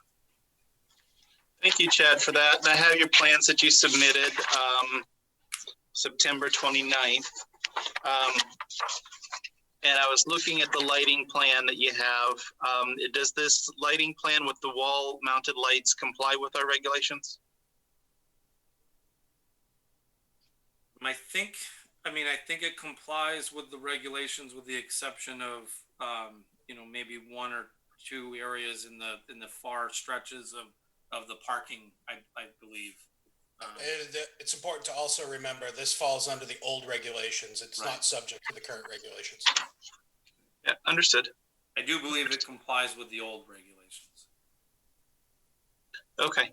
I appreciate that on your lighting plan, you not only did all the candle power measurements through the whole site, but also showed the way the lights radiate from the various wall packs that are on the wall with, it almost looks like topo lines, but it's sort of the intensity of the light. I think that really helps to make it understandable. Is there a consumer facing function that occurs at this site? There really is no consumer function that I'm aware of on this site. I mean, they operate, funeral services in the crematorium, and then they do animal and human crematories here on site. I'm not aware of any commercial for sale products, on this particular property. So when you say they hold funeral services, obviously the crematorium is not where you would host some social event that is, to recognize someone's passing. Would that occur in this addition that's being built, or is that something that occurs on their other site? It actually occurs in the large proposed crematorium building, the one on the north side of the site. There's on the upper level of the building, there is an area for people to, to hold a service. Okay.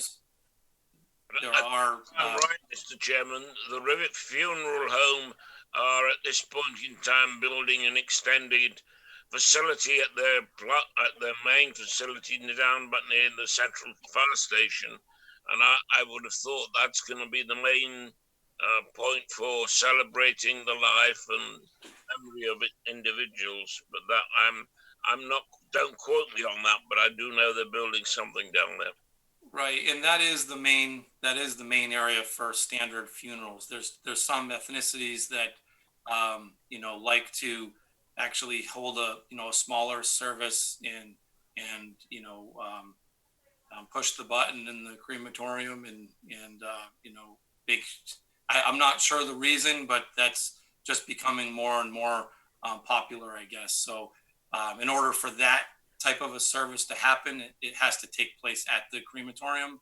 And that's been happening for some time now. He's been doing that in his old building up there, certainly smaller groups and so on. But that's part of the modifications that have been done to the site plan over the years. If you take a look at the building that we're talking about, which is the bigger building, you can see on the south side, there's a canopy that's been constructed right there. Thank you, Tim. The hearse actually comes up and parks under that canopy, and the coffin is carried in from there and ultimately placed in one of the crematorium areas. So the people park custom, in the parking spaces, and the hearse is out of the way. That's one of the design modifications that we did administratively a little while back. So the parking is still adequate. There's still adequate, circulation through the site. But again, tonight we're only here to talk about the sidewalk and the lighting, really. Yeah, no question. But if you, the lighting follows what the use of the property. And when I asked about customer facing or consumer facing, I maybe wasn't articulate as I should have been to say that what I meant is the public coming, non-employed public coming to this site, potentially in evenings for whatever reason, in which case you would have a need for lighting to make sure that it's safe for them. If it was a building that's only staffed by its own employees, there's a little more discretion for how they want to choose to run their site. Now that you mentioned the crematorium building, the two-story one on the northern part of the site, and it seems like the lights and the various intensity of light around all the parking that surrounds that building seems to be a little bit of a higher level of lighting. And the southern building with the proposed addition has got some lighting, but not quite as much. And then there's some parking spaces that look like they're not quite covered in the lit up area. Is there public facing or consumer activities in that southern building? Only adjacent to the building, the area that the cursor is on right now. Currently, that's part of what's called the phase 3 construction for this project, but ultimately that would likely be an area for vehicles of the business to be parked, because anybody coming to the facility parks generally against the building, close to the access point. So that's really not an area that is going to be utilized in a nighttime condition, and doesn't warrant and we did do the best we could to light that area. The building on the south side of the site it doesn't have the building heights that the northern building possesses. So we did the best we could, and you can see with the light profile, which is kind of those contour lines, that we did spec a light there that was going to get some lighting over there. And we do have 0.1 in those areas. And I think what's really important here is that that's an area that's open. It's close to the access aisles, and there will be light all around that. It's not going to be really dark spots around the vehicles, and there's not going to be any security concerns. We're not in a commercial shopping center or anything like that. The usage here is quite infrequent, only when there's services, and generally those people would park really against the building, which is why that's where the focus is for the lighting, Sure. and near all the entrances to the building. So I hope that addresses that concern. So I understand what you're saying with respect to which parking spaces people are going to choose to use if they're available first. Obviously, it's going to start closest to the door and work its way out. That doesn't necessarily mean that they won't get eventually to these 3 spaces if it's a busy day or night. And I've never been to this facility. I certainly had the occasion to visit the property on DW Highway, and I know parking can be challenging over there. With respect to what your comment about having light around there and having those not be in the dark, I don't know if I understand that at all, basically, because I understand what candle power means. And if there's 0 or 0.1, light 20 feet away from there ain't going to do me any good. It's going to be dark in those 3 spaces. Maybe there's some misconception on lighting when it comes to 0 or 0.1. It doesn't mean that there's no lighting. And that's really been a difficult topic to address, and maybe Tim can help me with this, but the reality is that area is not going to be dark. There is going to be a lot of light on that site around that area, and it's going to have a feeling of being lit.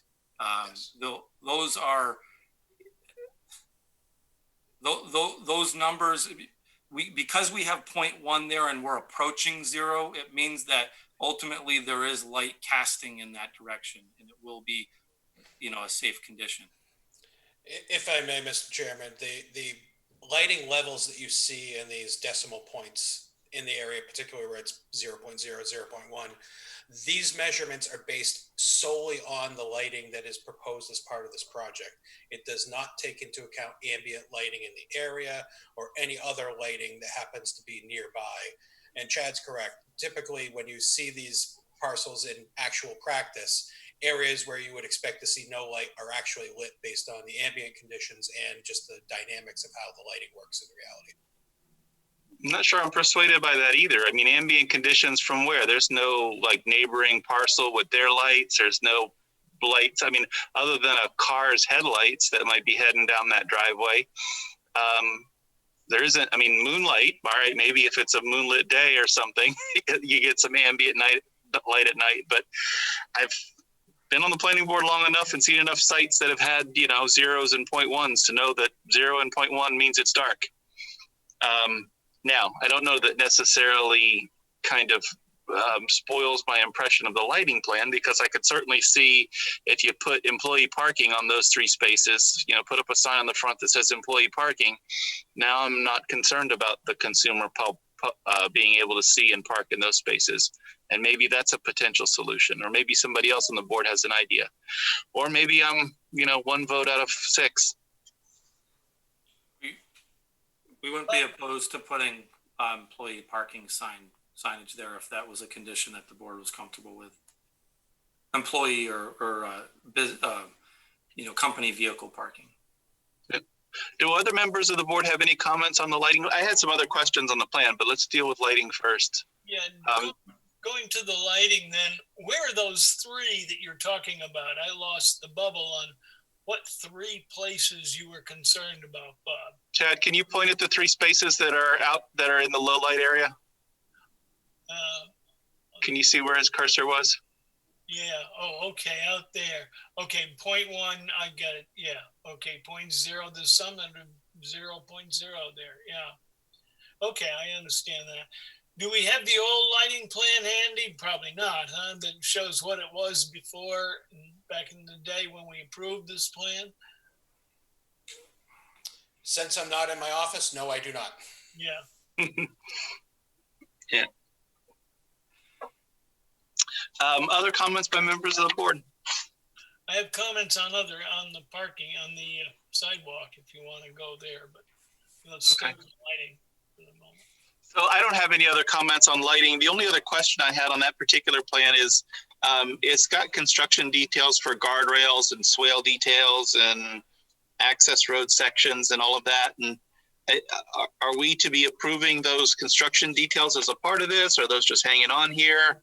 Are those things that are already built? What's the status of those? Those are parts of the approved plan. This plan set is basically amending those items only for the sidewalk and lighting. Everything else is as it was approved by the board previously and amended through the approvals.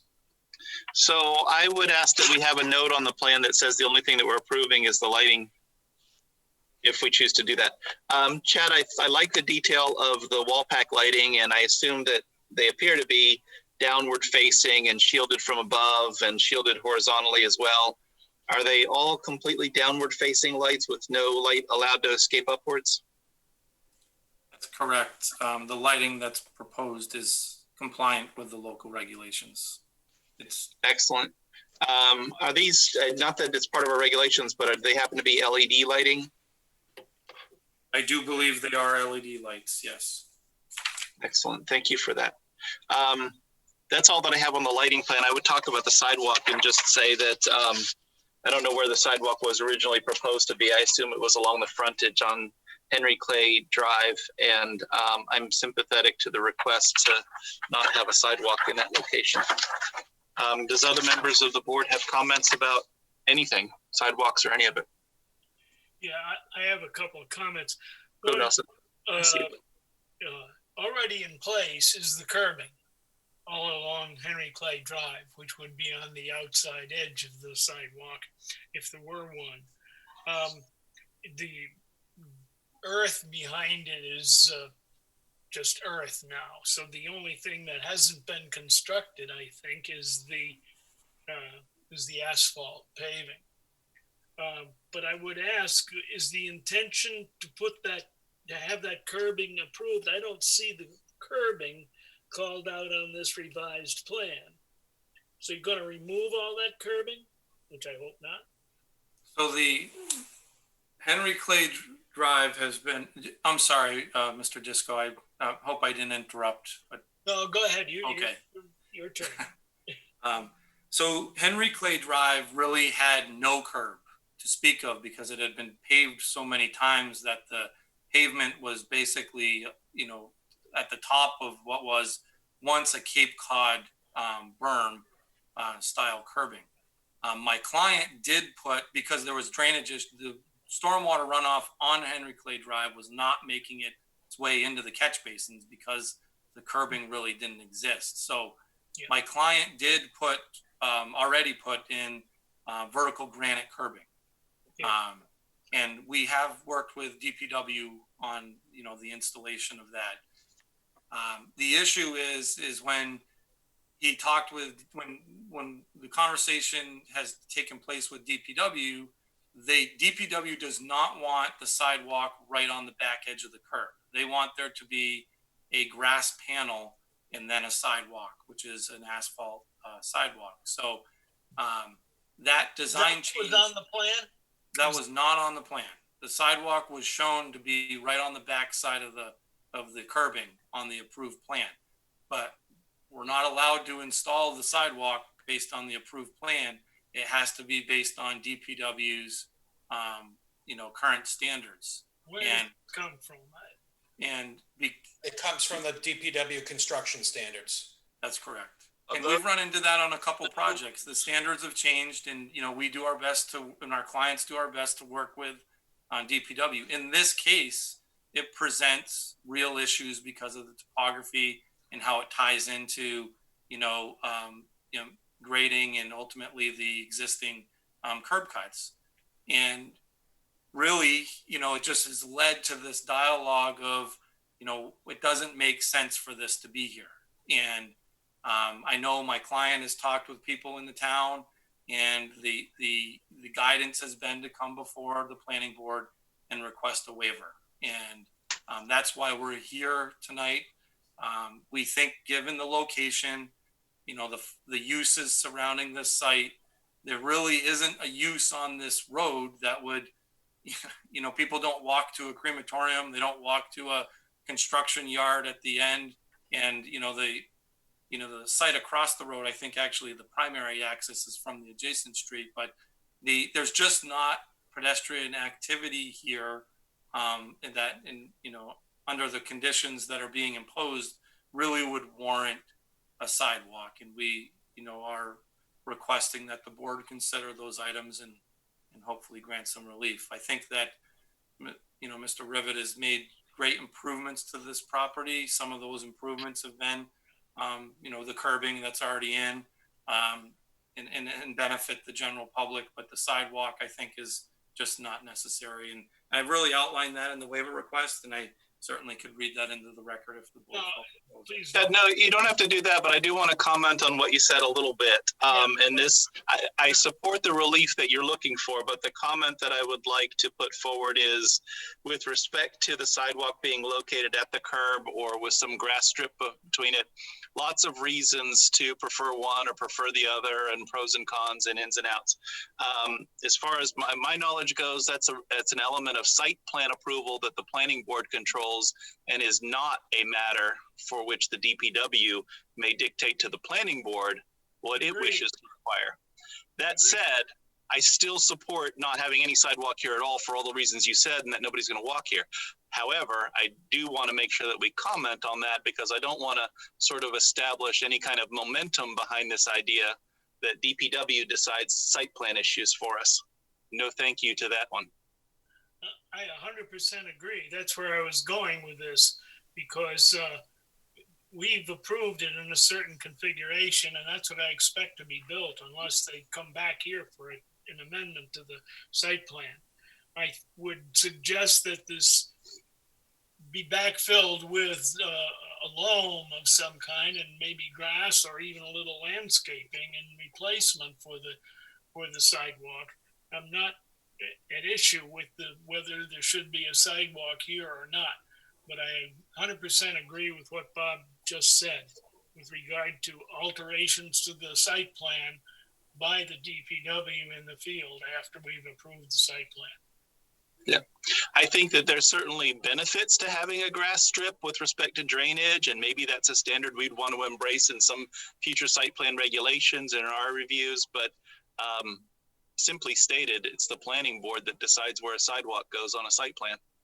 Right, I agree. Tim, Neil, you have your hand up. What's up? Yeah, I'd just like to say is that as far as the lighting plan goes, I agree with you as far as 0.0 means no light. But in this situation and what you propose, I think that the lighting plan looks adequate. Also, as far as the sidewalks go, we always talk about how we want sidewalks, and I really believe that we should have sidewalks where they're needed. But we also talk about sidewalks to nowhere. And I think that this kind of falls in that category, and it's not really necessary. I mean, where it is, and I don't think that it's really necessary. But I do agree with Nelson. You know, if you do, well, actually, it's not even built yet. Is that correct? The sidewalk's not even built, so you're looking for a waiver to not even have to build it. Correct. Right. But it is appropriate to consider, you know, does that mean that it's left in its natural state? Is it grassed? Is it loamed? Is it level? Is it landscaped? Will you put a shrub there or something? That kind of thing as a substitute for it, just so we know what the exterior of the site is going to look like if we grant the waiver. And I don't want a landscape plan or anything like that. I just think it's a point of discussion to say, well, what are you going to do with it if you don't put a sidewalk there? Right. I think that's an appropriate approach, but otherwise the sidewalk to nowhere doesn't make any sense to me. Yep. When you said the lighting plan looks adequate to you, do you mean it as the applicant has proposed it, or with those sites being employee parking, or something different than both of those things? Kind of both. I think that it looks adequate as a whole, the way that they present it, but I do think to reciprocate your feeling is that perhaps maybe indicating that back area where it's less lit is just for employees or company use or something like that. Yeah.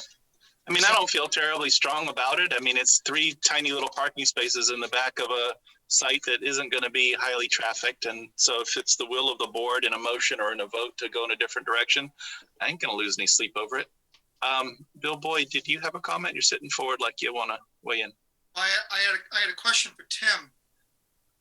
How many parking spaces were originally approved for this project? What you see on the plan is what was approved for the project. This is the original project approval for everything other than lighting and sidewalk. Okay, then let me retract and rephrase. For a project of this size, what was the amount of parking spaces required? I gotta go back to the plans a second. My eyes Trying to look in the notes to see if that's mentioned somewhere. Yeah. If somebody could point it out to me, because my eyes are failing me and I didn't see it. It's 45, including 4 handicap. Yep. Oh, the number of spaces? Give me 1 second. I'll actually share the screen on It's that. 45. Oh, it is. It's over in the right column on page 1. See parking calculations, full build out, phase 2, total number proposed. Total number proposed. It's up on screen now. Thank you. And it doesn't look like that involved any kind of waiver. So at the time that was complying with our regulations. Okay. Correct. Okay. If I may ask, what was the change in the lighting? Do you have that information as to why we made the change, or what the issue is, why we even need this waiver? They originally had some parking lot lighting that was freestanding away from the buildings. I don't know what it was, but at least 1 or 2 fixtures that were in the field of the parking lot away from buildings. I can kind of speak to that a little bit, Mr. Chairman, if it helps. Yeah, please.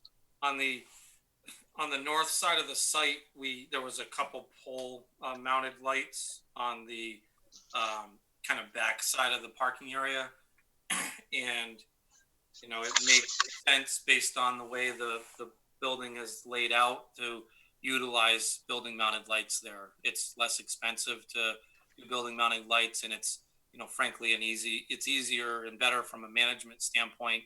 It's not an obstacle for plowing snow and so on. So this revision was really designed to address conditions that have come up as the site's being built. The client approached us and said, "Hey, can we change the lighting design so that we have just building mounted lights? I think it's going to be, it's going to better service this site. We can put them at this elevation, and let me know if that'll work." And we went and looked at the design, and we thought it was a suitable solution. So in reviewing that with staff, it's something that they asked us to bring to the board this evening. But that's the primary reason. I do think this is a better plan. There's no reason to have pole mounted lights here. I think that with the exception of really 1 space, in my opinion, that far northern space, the lighting is adequate for the use, and I think that's important for the use of this property, and that's why we've presented the plan revised this evening. Thank you. Bill, did you got a hand kind of coming up and down? No. Kind of an anecdote. I think that the proclivity of there potentially being a ceremony at night followed by the cremation, I would probably classify that as slim based on our general customs and traditions as it relates to funerals and wakes and that kind of thing. I know that in certain Indian religions like Sikhism and Hinduism, as Chad alluded to, there's that sense of closure by a family member actually pushing the button. My understanding is those ceremonies tend to be in the daytime, not at night. That's based on one personal experience.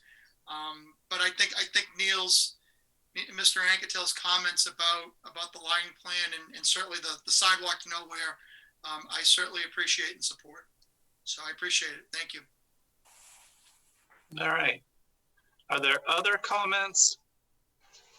Are there any abutters or interested citizens who wish to weigh in and offer the planning board any opinion about this proposal? I don't see hands up. I don't see anyone looking to speak. We're doing the public right now, Nelson. I'll get you in a second. Okay. Got no members of the public. So Nick, do you see any? I don't see any. We'll close the public hearing. Nelson, do you have a further comment? Yeah, I just had a comment for Tim. I never got an answer when I asked him because he got interrupted by a whole lot of other things regarding the authority, if you will, of the Public Works to be changing the things in the approved site plan. In other words, adding the grass panel. I can't speak to specifically why. I'm going to assume or guess that if there was no actual sidewalk detail in the plan set, then they would apply the standard from their current construction standards within the public right of way. Well, Chad found something in the plans because he was doing it a certain way. But you agree that when the plan's approved, it should be built that way unless 99% of the time, yes. Revisiting the planning board. Thank you. That's all I have, Mr. Chairman. Thank you for that.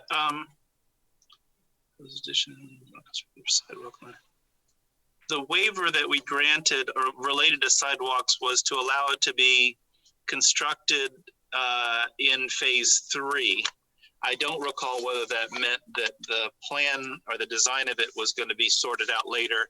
The other 2 waivers that we gave do seem to suggest that there would be some working out of the approved by town staff prior to phase 3 for locations of a mechanical equipment layout and that sort of thing. I don't know if that meant that we didn't necessarily pin down the sidewalk, and that would have given the DPW an opportunity to say, well, what are our current standards? But either way, I think we've said enough about that particular topic, and it isn't really relevant to this if we're going to waive it anyway. So with that in mind, if there's no other comments, I'm sorry, what? I was just going to say, before we move forward with any motions, I'm assuming the first thing will be the motion on the sidewalk waiver. And secondarily, is there support for Bob's suggestion that it be employee or company vehicle parking only in that area if you get to that point to the conditional approval motion? All right, thanks for that guidance, Tim. Let's deal with them separately and let's address the sidewalk first. What's the will of the board with respect to removing the requirement from the sidewalk from the previously approved site plan? So moved, Mr. Chairman. Seconded?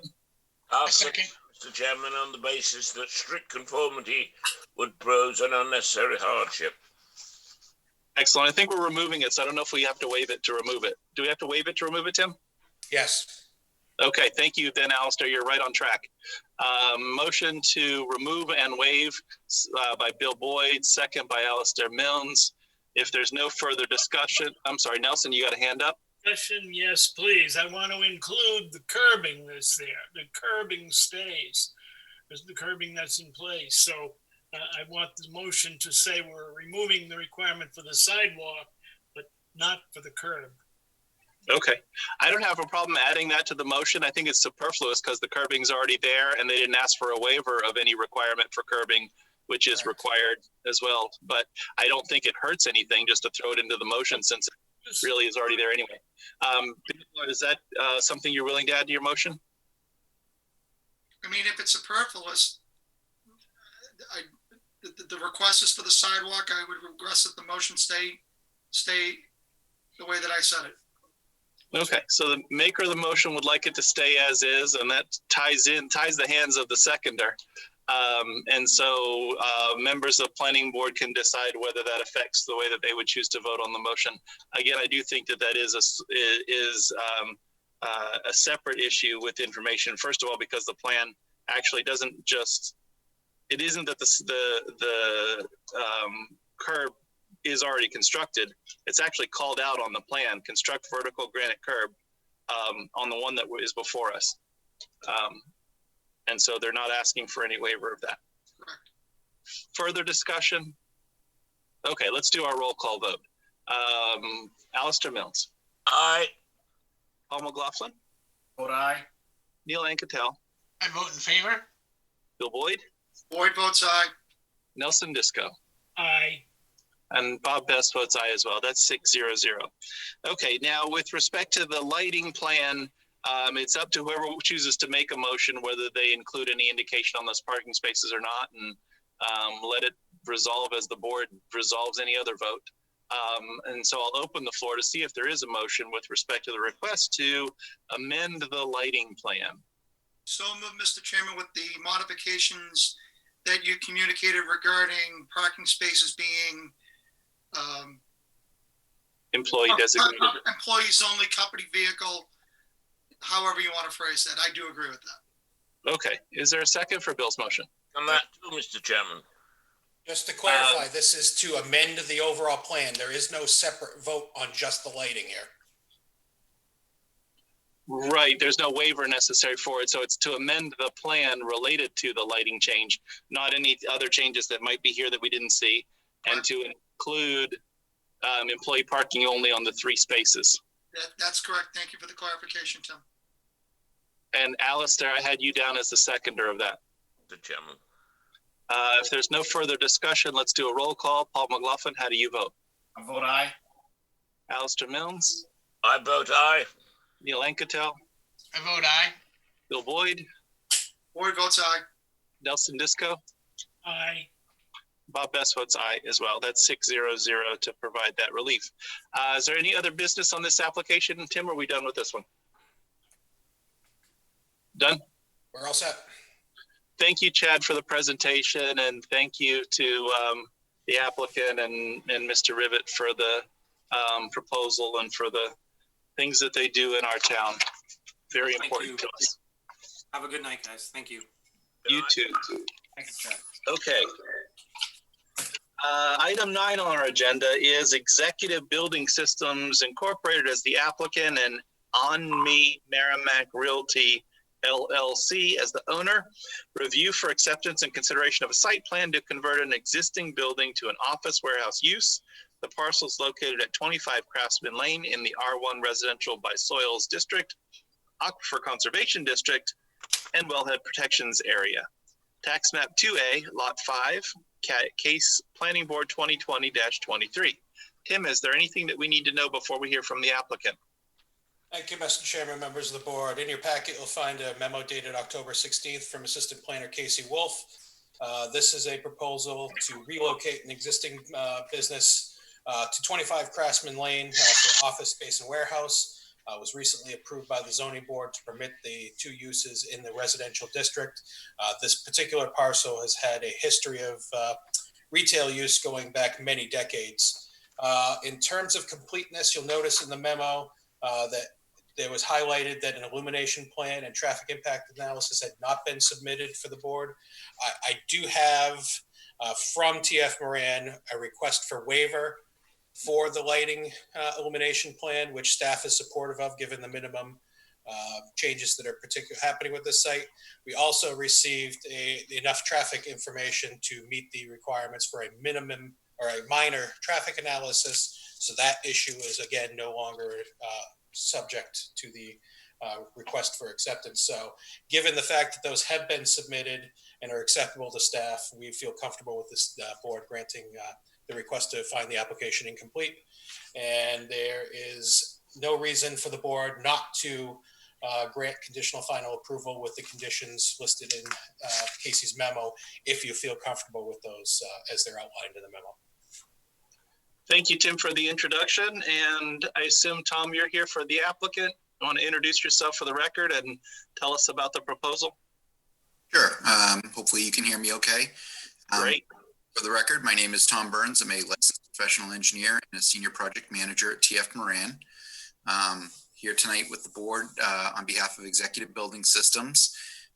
They are a commercial operation that specializes in interior fit-ups for commercial and corporate structures. They do ceiling and wall framing, metal stud framing, interior paneling, and windows.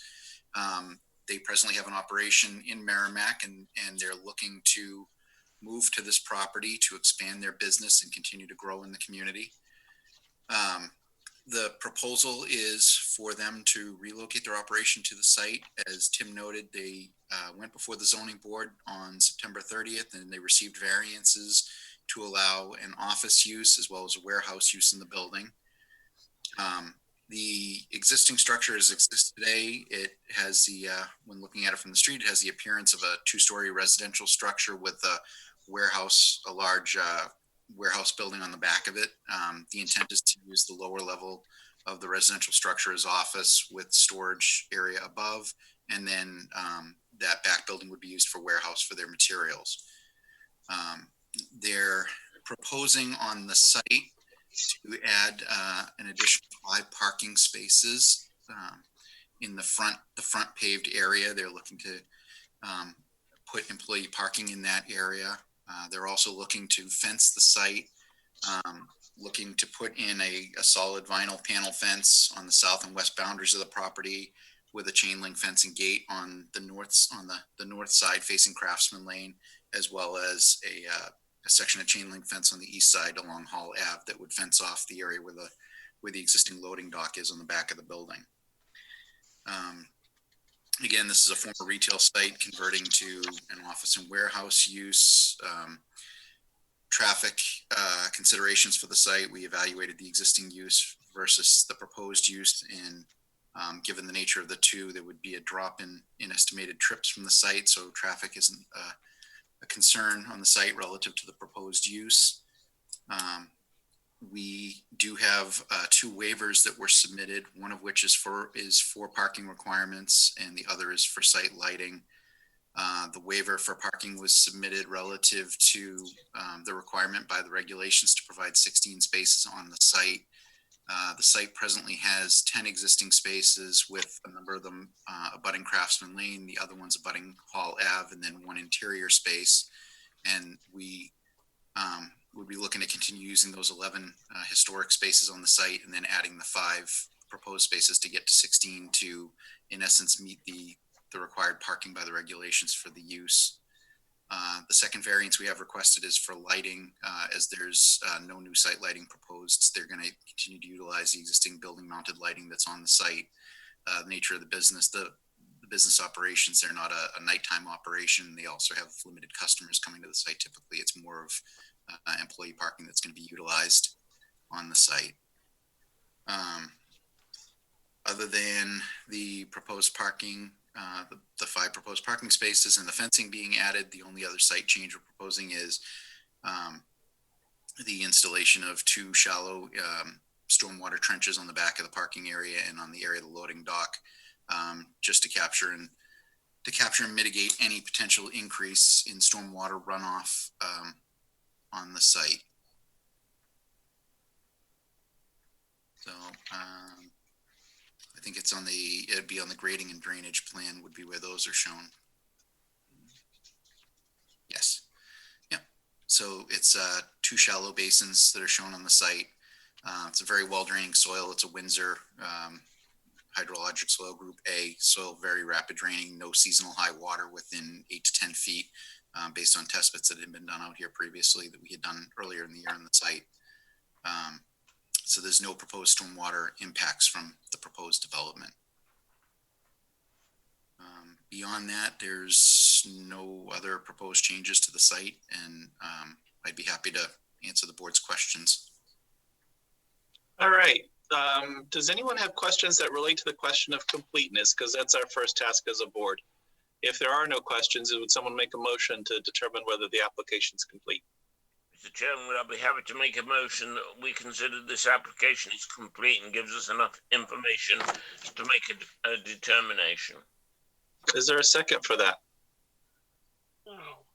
Neil Anketel seconds. Nelson Disco, you have a hand up. Yeah, I'm not ready to say this is complete yet. I haven't. Have we got some analysis of the drainage runoff? And number 2, the parking doesn't seem to be all on the site. It seems to be they're parking in Hall Avenue. That's talk about your parking question hit on the need for the waiver. They have enough spaces when you count those, but because they're not on the site, we've got to give them credit for that if we choose to do so. The Department of Public Works has indicated they don't have an issue with us considering such a waiver. With respect to the drainage calculations, my understanding is that peer review would occur, if at all. No peer review on this project. Yeah, if at all, it would be after you've got it in your hands. So Public Works has reviewed and they are comfortable with the proposed drainage. I'm sorry, who has reviewed? Public Works. Department of Public Works. Yeah. And I guess it's up to the planning board to decide if you think that's good enough or not good enough, or complete or not complete. What did they submit? It wasn't in my pack, or I didn't find it in my package. The Department of Public Works or the applicant? the drainage analysis. There is no full drainage analysis given the limited amount of work being proposed on the site. What did Public Works agree to? I don't know. They reviewed the plan and they felt that the proposed improvements for the two small detention areas were satisfactory to address the concerns regarding drainage runoff and mitigating the impact of the increased runoff off the site. They did some calculation, they did some analysis, some. Yes, we submitted a stamped stormwater report as part of the application package in September. Oh, well, I didn't get a copy of that. We typically don't give the board the full technical details of drainage studies as part of the packet and haven't in at least 10 years. Well, it's certainly available at the department if you want to have a look at it to see it. And I guess recall the question here is whether the application is complete. It's certainly possible that the board could take some approach to waiving a requirement for anything really, with peer review or drainage or any of the rest of that if they feel it's incomplete, or the board can decide that it's sufficient as it is. The mere fact that it was submitted as part of the requirements of Section 4 is what we typically use under the new regulations to determine the completeness of the application. Since the stormwater report, and just so that everybody understands it actually does exist, here is the stormwater report. Yeah, thank you for having that, Tim. Yeah, I didn't have any 48 pages. Lovely. That's a lot of work. I wasn't questioning anyone's integrity with respect to whether it was submitted or not. I just glad to see that it's here. It makes the application complete. Whether we agree with the contents of that or whether we would take Department of Public Works opinion into account or whatever is not. That's for the public hearing. That's not an issue for completeness. okay. It could be completely wrong, but as long as it's submitted, it meets the completeness requirement.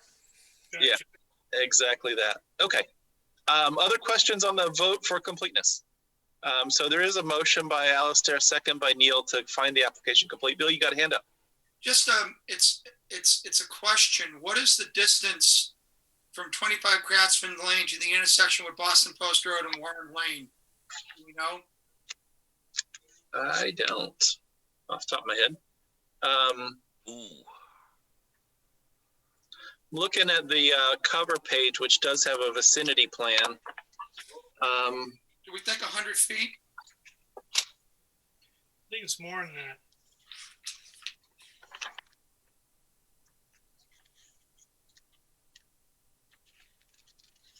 Between the V between Craftsman and Boston Post, it's at least the width of the next property over. That's what. It's just looking at a quick Google map, it's approximately 240 feet. 240 feet. Okay, Tom, thank you. I appreciate it. Thank you. Okay. Other discussions about completeness? If not, let's go through the vote on that. Paul McLaughlin? Vote aye.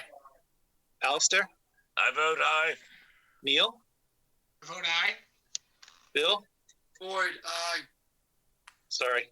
Nelson Disco? Aye. And Bob Best says aye. I didn't mean to be informal, Counselor. 600 to find the applications complete. The applicant has requested two waivers, one related to parking and one related to, I'm sorry, where'd the other one go? The illumination plan. Bob, I don't have unfortunately on my computer here at home, I don't have the waiver letters. So I actually emailed them from my phone to you, to your Soloway address if you didn't get them. So you should have them in your email now. Okay. I have got them. You want me to put them on the screen or read them or? Either way, I just wanted to make sure that somebody other than me had them. Okay. So the waiver request regarding on-site parking, it's a short little letter, so it's probably easiest to just read it. Dear Mr. Best, on behalf of our client, Executive Building Systems, Inc., TF Moran, Inc. is respectfully requesting that the Merrimack Planning Board consider a waiver of Section 3.11E of the site plan regulations as it pertains to available on-site parking. Based on proposed uses of the site, a total of 16 parking spaces would be required per the site plan regulations. A proposed parking area would provide 5 new spaces on the lot, sufficient for the planned uses. There is also 1 existing spot within the lot on the side of the building for use, which will remain. Additionally, there are 10 historic frontage spaces which are located along both Craftsman Lane and Hall Road, and which, when included, provide the required 16 spaces by the regulations. We appreciate your cooperation and consideration regarding this project. Should you have any questions or comments or require any additional information, please do not hesitate to contact me at the number and the email address for Tom Burns.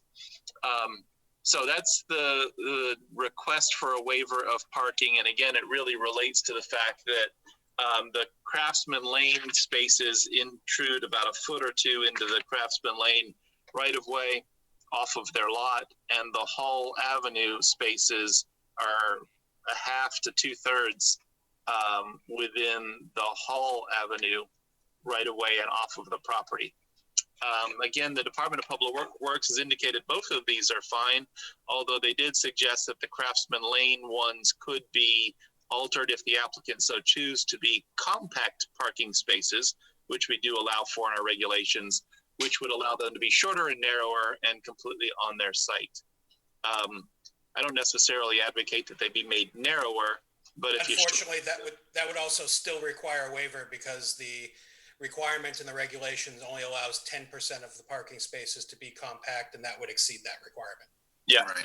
So if it was the will of the board to consider as a part of this whole waiver to waive the requirement, allowing the consideration of these offsite spaces with the condition that blah, blah, blah, we could choose to do that, or we could just leave it alone.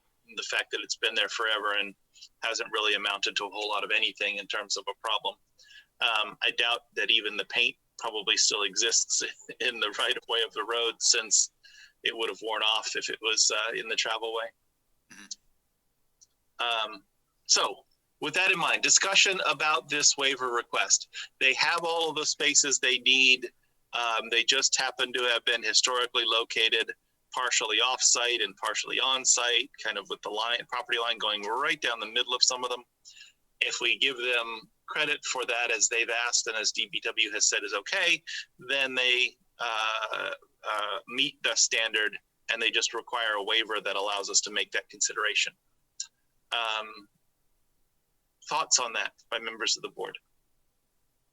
Yeah, I have some issues with this, Bob. I don't fully understand the status of Hall Avenue. It looks to me like this parking is taking place in Hall Avenue, or what the full right-of-way of Hall Avenue is not fully defined on this plan, at least the one I have. And so I'm not ready to say that we can go ahead and do this. What's the history here of Hall Avenue? Is Hall Avenue still a public right-of-way, a Merrimack public right-of-way? It is. It's a Class 5 road. How wide is it? It doesn't say here. Yeah, Class 5 roads are almost always taken by necessity or use, and their widths are always indeterminate. It likely, the right-of-way goes to the edge of this guy's property, which is, right down the middle of the parking spaces. The edge of, looks like there's some markings for edge of pavement. Concrete edge of gravel. It's a gravel. So the pavement pretty much ends at the end of the parking, and then it's a gravel roadway. So when you're looking at the plan and you see there's a label that says EOP to the left of the Class 5 label, so that's the limits of the pavement. It's paved up to basically the limits are just beyond the limits of the actual parking spaces, and the road itself is a gravel road. It services a couple of residential properties that are down on the property, down below the property here. This was all at one point, from as I understood it, it was all owned under single ownership, these lands years ago, and it was kind of broken up over time, and the road was put in, it was a gravel road put in the middle, and at some point it became a public roadway. But it's a public roadway. whatever its width is, which we can't tell from this, it includes these parking spaces. Yes. And And Dawn, Public Works has essentially stated that typically she would not allow parking of this nature to remain. However, given the incredibly low volume of traffic on Hall Avenue, she was comfortable with them remaining in this location, provided that the board grants the waiver for the on-site parking. Yep. If you take a look at the satellite photo on the GIS thing, it actually kind of, I'm not sure the property line on the GIS is exactly matching where it's supposed to be, but the paved parking areas are not part of the travel way of Hall Avenue. They might be on a map somewhere, part of the right of way, but they're not in the travel way, and they don't obstruct Hall Avenue as it's been used. That's correct. I'm looking up right now. I'm trying to, if I can open the drawing, I can open our survey and actually get you the actual dimensions of the right of way of the travel way. You kind of have to go by the survey. I think the aerial photo is interesting, but I don't think it shows the property line with the exactness that a survey should show it. No, that's what I said when I mentioned that. I think that the plan that they showed us shows the property line actually goes through the middle of those parking spaces, which would be up into the pavement a little bit. Yeah, quite a bit. Yeah, almost building. Yeah, we are aware of that. Okay, with respect to the parking, we've got discussion going on. I don't believe we've had anyone that has put forth a motion. To do that. I'm sorry, go ahead, Tom. Just, sorry to interrupt. So just the clear measurement from the edge of pavement on the parking spaces to the opposite side of the travel way, the edge of gravel, it's 22.5 feet at its narrowest point. So that's the actual width of the travel way of Hall Ave without the spaces. But there's got to be a boundary on the other side of Hall Avenue. And I don't know where it is because it doesn't show on these plans. But somewhere there's another property owner there. And I wonder where he comes. So when you're dealing with old Class 5 gravel roads, that's always a bit of a mystery. And frankly, the property owners on some occasions own to the center line of the road, and it's an easement sitting on top of it. And sometimes it's a fee simple owned by the town, which at least in terms of this 25 Craftsman Lane property, he doesn't own any of the travel way for Hall Road or Hall Avenue. But it doesn't necessarily mean that the abutting property owner doesn't completely own the land underneath Hall Road, and it's been sitting on his property in an easement. Pushing the world to try to sort out some of these paper roads or Supreme Court cases waiting to happen. Yeah, that's why I asked the question. You know, where is the property line? Yep. I think the applicant's representing that his property line runs right through the middle of those spaces, the way that he drew it on his plan. Yeah. That's correct. And it's up to us to decide whether those parking spaces count as his, the way that he's asked and the way that Department of Public Works has indicated is okay with them. Yeah. Does anyone have any further discussion about the request for the parking waiver? The only thing I Neil, would add is sorry, that, go ahead, Tim. Thank you, Neil. The only thing I will add is that these parking spaces in some way, in some form, have existed probably for over 50 years. That's correct. Yep. And we had prior discussions with Public Works on this. We had brought another application to the town for the site back at the end of last year. And we had the same discussion with them about the use of the spaces, and they recommended seeking a waiver for them with the understanding that the history of the spaces that they were considered what they considered historic spaces that they deemed acceptable to use, but as long as a waiver was granted for it. Understood. Neil, what was your comment? I just was looking at the satellite imagery of the area, and it looks as though those parking spots are all on pavement and the road is gravel. So it doesn't look as though it impedes the travel lane at all. So, and with the fact that they are historic sites, they've been there all along. I'm going to vote in favor of the waiver. Yeah, we would have to have somebody make a motion to that effect if we were going to go down that path. Is there further discussion? If not, is anybody willing to make a motion regarding the request for the parking waiver? Mr. Chairman, I would move that the Merrimack Planning Board grant a waiver of section 3.11E as it pertains to available on-site parking, as strict conformity to that regulation would be prohibitive. Does that sound like the first statutory criteria, Tim? Yeah? Yes. All right, the first statutory criteria. Is there a second for Bill Boyd's motion? Mr. Chairman, with pleasure. I saw Neil's hand first. We're going to count him as the second. I support the motion as well because of the historic element of this and also the support of the Department of Public Works. I don't think that it impedes the travelway of Hall Avenue, and even if by some quirk of fate Hall Avenue ever became a paved or a more greater used road, there appears to be more than enough space to have that travelway exist there without being conflicted with these parking spaces. So I support the motion. Let's do a roll call vote unless anybody else has a comment. Neil, you got a comment? Yeah, I would encourage my colleagues to just take a quick look at the trip generation memo, which is showing a reduction of trips proposed to that particular location. So I think we would have a different conversation if there was a larger amount of traffic being proposed for that particular site.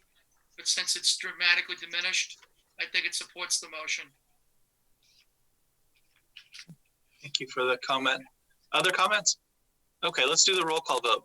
This is a vote on the motion to grant the waiver. Paul McLaughlin, how do you vote? I vote aye, Mr. Chair. Alistair Mills, how do you vote? I vote aye, Mr. Chairman. Neil Anketel. Vote in favor of the motion. Councillor Boyd? Boyd votes aye. Nelson Disco, how do you vote? Yay. Votes no. Bob Best votes yay. That is 5-1-0 to grant the waiver for the parking. The second waiver deals with the lighting plan, a waiver of the requirement for a lighting plan based on very little changes to the site, essentially being the addition of 5 parking spaces. Let me pull up that letter that Tim just emailed me, and I will read you what the applicant asked for the lighting waiver. Begins the same way. Dear Mr. Best, on behalf of our client, Executive Building Systems, Inc., TF Moran, Inc., is respectfully requesting that the Merrimack Planning Board consider a waiver of section 3.13.E.3.I of the site plan regulations as it pertains to providing a site lighting plan demonstrating minimum illumination levels of 0.3 foot candles.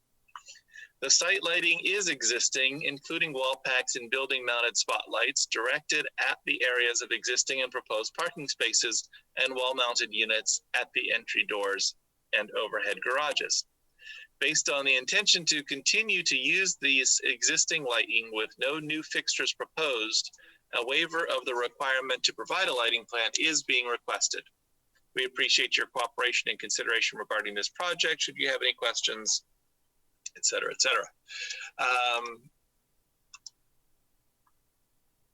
Any discussion about the proposed light, the waiver of the lighting plan, basically essentially calling it out for there being sufficient lighting as it exists today, and the changes aren't going to include any changes to lighting, obviously, unless we require it as a part of our review.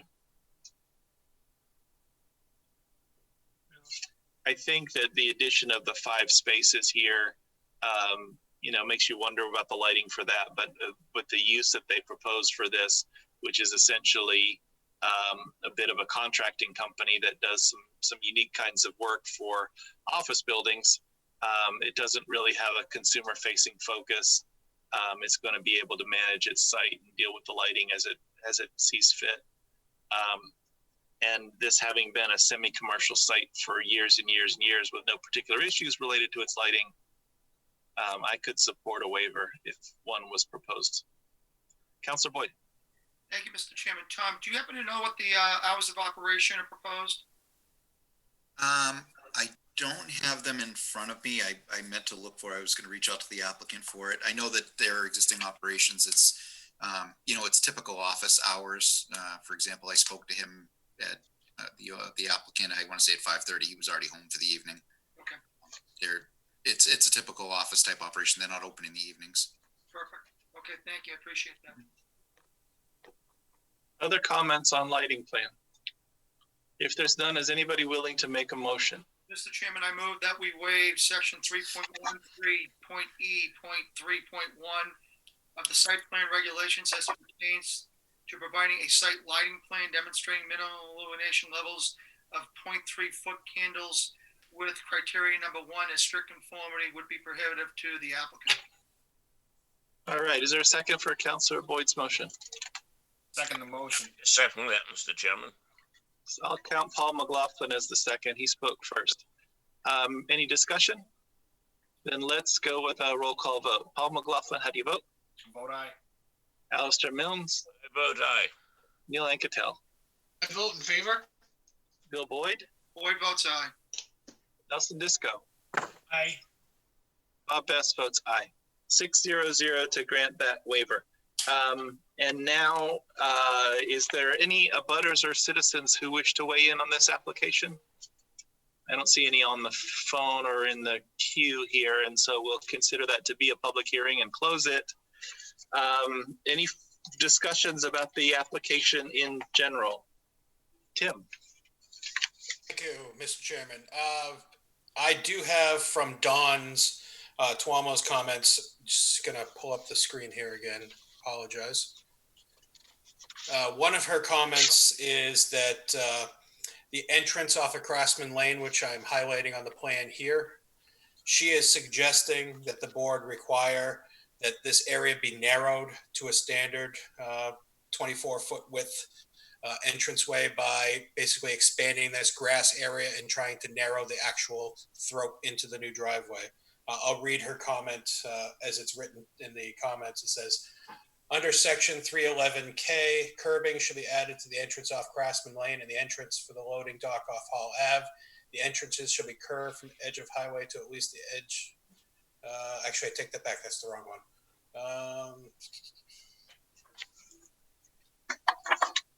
Here it is. The driveway entrance off of Craftsman Lane should follow Town of Merrimack's driveway standards under section 4.13.L and an entrance detail provided.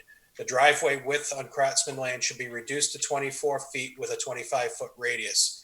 The grass area between the driveway entrance to the rear and front parking spaces should be enlarged to provide more green space. So essentially she's looking for, if I can mark this up, this to be narrowed. I can't mark it up, can I? No. I think no, I can't. Yeah. But ultimately is to expand this grass area and narrow the throat with a radius here so that we have a 24-foot wide driveway. Yeah, we have no problem with that. I actually appreciate you going over that, Tim. I got the letter this afternoon and I was a little confused as to where she was referring to, but that clarified sense. Yeah, that's, yeah. Okay, that's all I needed to add. Yeah, I have no issue with that. Thank you, Tim. That makes sense. Councilor Boyd, you have a hand up. I have a question for the applicant. Mhm. Tom, Yes. on the site layout plan C-4 on the northwesterly part of the property, you've delineated where snow storage is going to be. On C-5, you're also going to, on the grading and drainage plan, you're going to have an infiltration basin and spillway located in that general proximity. And then on C6, you're going to put a landscaping in the same there. area. Yeah, we'll have to revise snow storage so that it doesn't impact those areas. We typically include a note about if there's not sufficient snow storage on site that the owner operator will have to remove snow. Okay. Can you talk about the overburdening as it relates to the landscaping and the stormwater management? So, well, I guess what we're looking to do is, so we have the landscaping is basically going to be at the top of the slope, along the back of the parking area, and then the drainage The drainage trench would be behind it where it would. Oh, okay. I apologize, but I appreciate the clarity. Yeah, the plantings will be at the kind of at the top of the slope to provide the landscaping around the parking area, and drainage would be just beyond that. Okay, perfect. That makes sense. The question I asked earlier about the proximity to Boston Post Road, and Tim, correct me if I'm wrong, but DOT is proposing to put drainage just north of Warren Lane, right at that intersection. And I'm wondering if you're going to be tapping into what the state is proposing, or is it normal for drainage along Craftsman Lane running northwesterly to southeasterly that particular proposed drainage project is going to, you're going to take advantage, I shouldn't say that, but you're going to take advantage of that stormwater runoff feeding into that particular proposed drain that the state's looking to build there? No, so the drainage mitigation is going to be contained wholly on the site, so that we're not increasing what's coming off the site. So we're not needing to utilize any offsite drainage or proposed drainage to help us mitigate our increase. Okay. Dawn confirmed essentially the same thing in the sort of pre-meeting discussion, that the eventual upgrades of 101A will not impact anything that's going on this site. Okay, good deal. Okay, thank you, Mr. Chairman. Appreciate it. Thank you, Tom. Sure, absolutely. Other discussion?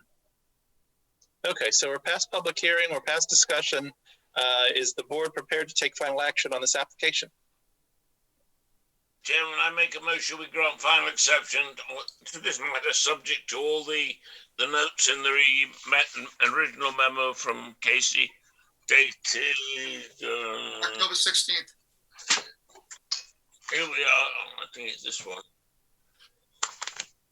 October 16th. October 16th. Yep. And this is conditional final approval, correct? Conditional final approval, subject to the memo dated October 6th. Gotcha.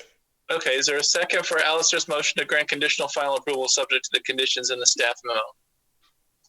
Seconded. Second by Councilor Boyd. Any further discussion? Paul McLaughlin, how do you vote? Vote aye. Alistair Milnes, how? I voted aye. Neil Anketel. I vote aye. Bill Boyd. Boyd votes aye. Nelson Disco. Nay. Bob Best votes aye. 5-1-0 to grant conditional final approval to the applicant, subject to the conditions in the staff's memo. Tim, any other business on that application, or are we finished with that one? All set. Thank you. Item 10 on our agenda is discussion, possible action regarding other items of concern. I'm sorry, Bill, you had a hand up? I was just saying thank you to Tom, and have a good week. Thank you, gentlemen. Thank you, appreciate it. Thank you, Tom, for the presentation. Thank you. Have a good night. Okay, discussion and possible action regarding other items of concern. Let me check my notes to see if I had any other items of concern. I don't think I did. Does anyone else have any while I'm looking? Just a quick question. Food for thought. Not saying that we need to do something in the next couple of months, because I don't want to burden Tim any more than we've already burdened him. We're going to be doing our master plan rewrite at some particular point. Have we considered creating specific rules regarding architectural review? Is that something that the planning board philosophically would want to take a look at? I guess it's a question I throw out. Sure. It's a good question to consider. I know that I've experienced that in some other towns, Concord specifically.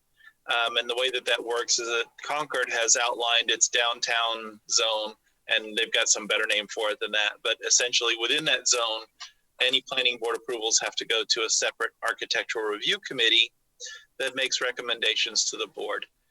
They have also developed architectural review standards, which specify things like colors and materials, heights, sign requirements, and that sort of thing. That's essentially the tools that you need in order to do that, is an architectural review committee and a set of architectural review standards. then you also have to develop as a part of your site plan review the process by which things get delegated to architectural review committee. For us, I don't know what particular areas we're interested. Maybe it's the DW highway corridor, or it's the DW highway corridor between, Homestead and Common Man, or it may be that we don't like the idea at all. What's the board think about the idea, or the staff? Tim has to have an opinion. My 2 cents from working with it in Concord is that it tends to be very, very subjective, and because of that, extraordinarily frustrating for applicants. You're really just at the will of somebody who looks at it, and they're expressing their opinion on whether they think a thing is attractive or not. And sometimes you end up where you're just in a no-win situation. If you make it white, somebody doesn't like that. If they make it brown, somebody doesn't like that. And somebody else doesn't like it if it's brick, and somebody else doesn't like it if it has siding, and oh my goodness. However, we do, as a planning board, have the ability to have architectural standards that the board considers for various things. And if there was some modest version of that, talking about New England styles or things that comport with the character of the neighborhood, perhaps that's a middle ground way of approaching it. I mean, I'm not looking to do something as onerous as Concord. I just, Stratham comes to mind. Maybe Tim knows a little bit more about Stratham, but I just thought having a set of criteria as it relates to architectural review might be something to consider, as opposed to what Concord has, which is just based on how you're describing it, Bob. It's like jumping through hoops. That's not what I have in mind. Yeah, it has been with that in Concord. And the issue that I had in Concord specifically was that the zoning board granted a variance for a particular sign size and location. And the architectural review committee says, well, we don't care about that. We're not going to approve it. And I don't know. I mean, we sort of eventually worked that all out. But for a little while, there was sort of everybody teeing up to go see what the court thought about that conflict between a variance by the zoning board, which says you can have it, and the planning board saying, no, you can't. Interesting. No. My 2 cents at this stage, I do have a little bit of experience with this in my time in Londonderry.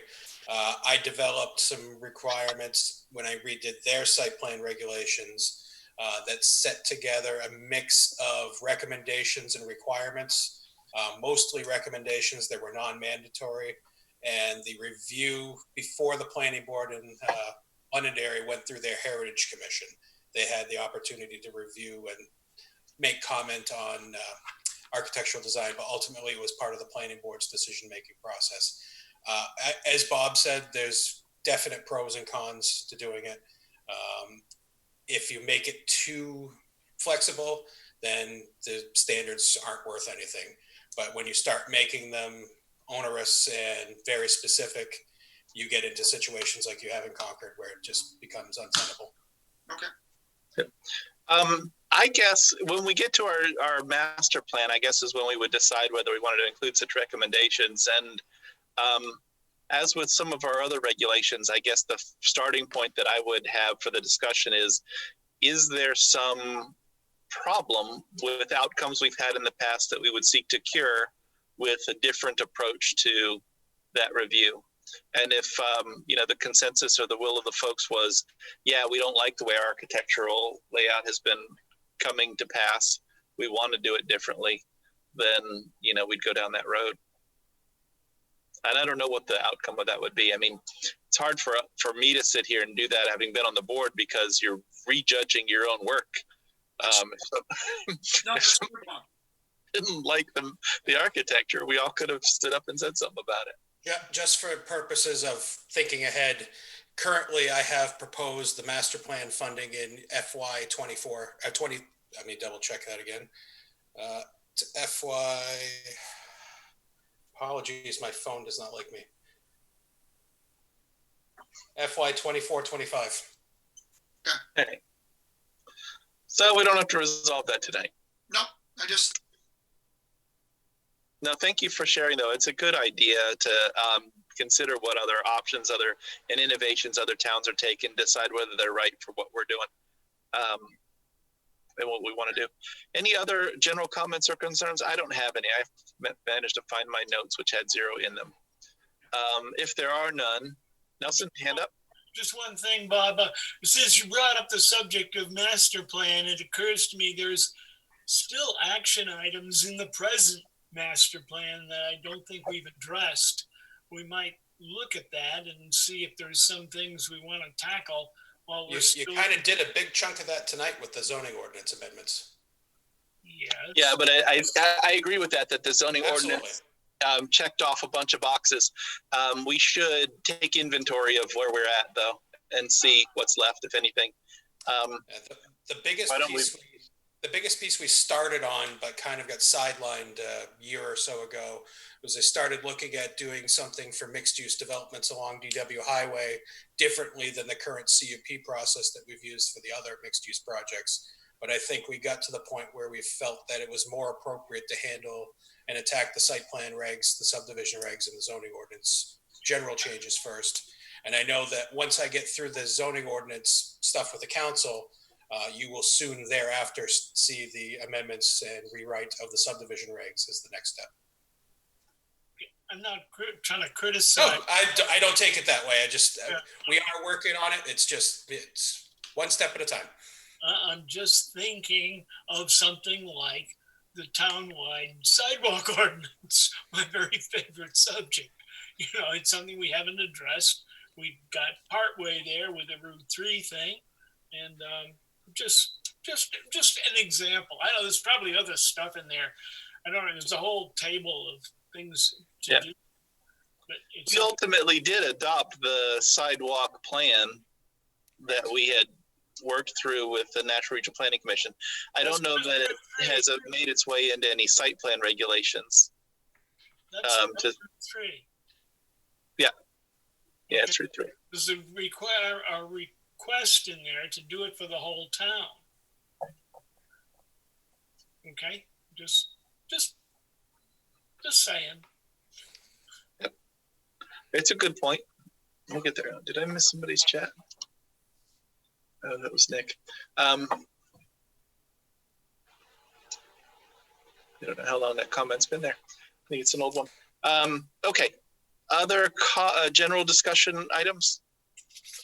Okay, then we have the approval of the minutes of October 6, 2020, standing between us and the end of this meeting. So what say you? Move to accept as printed.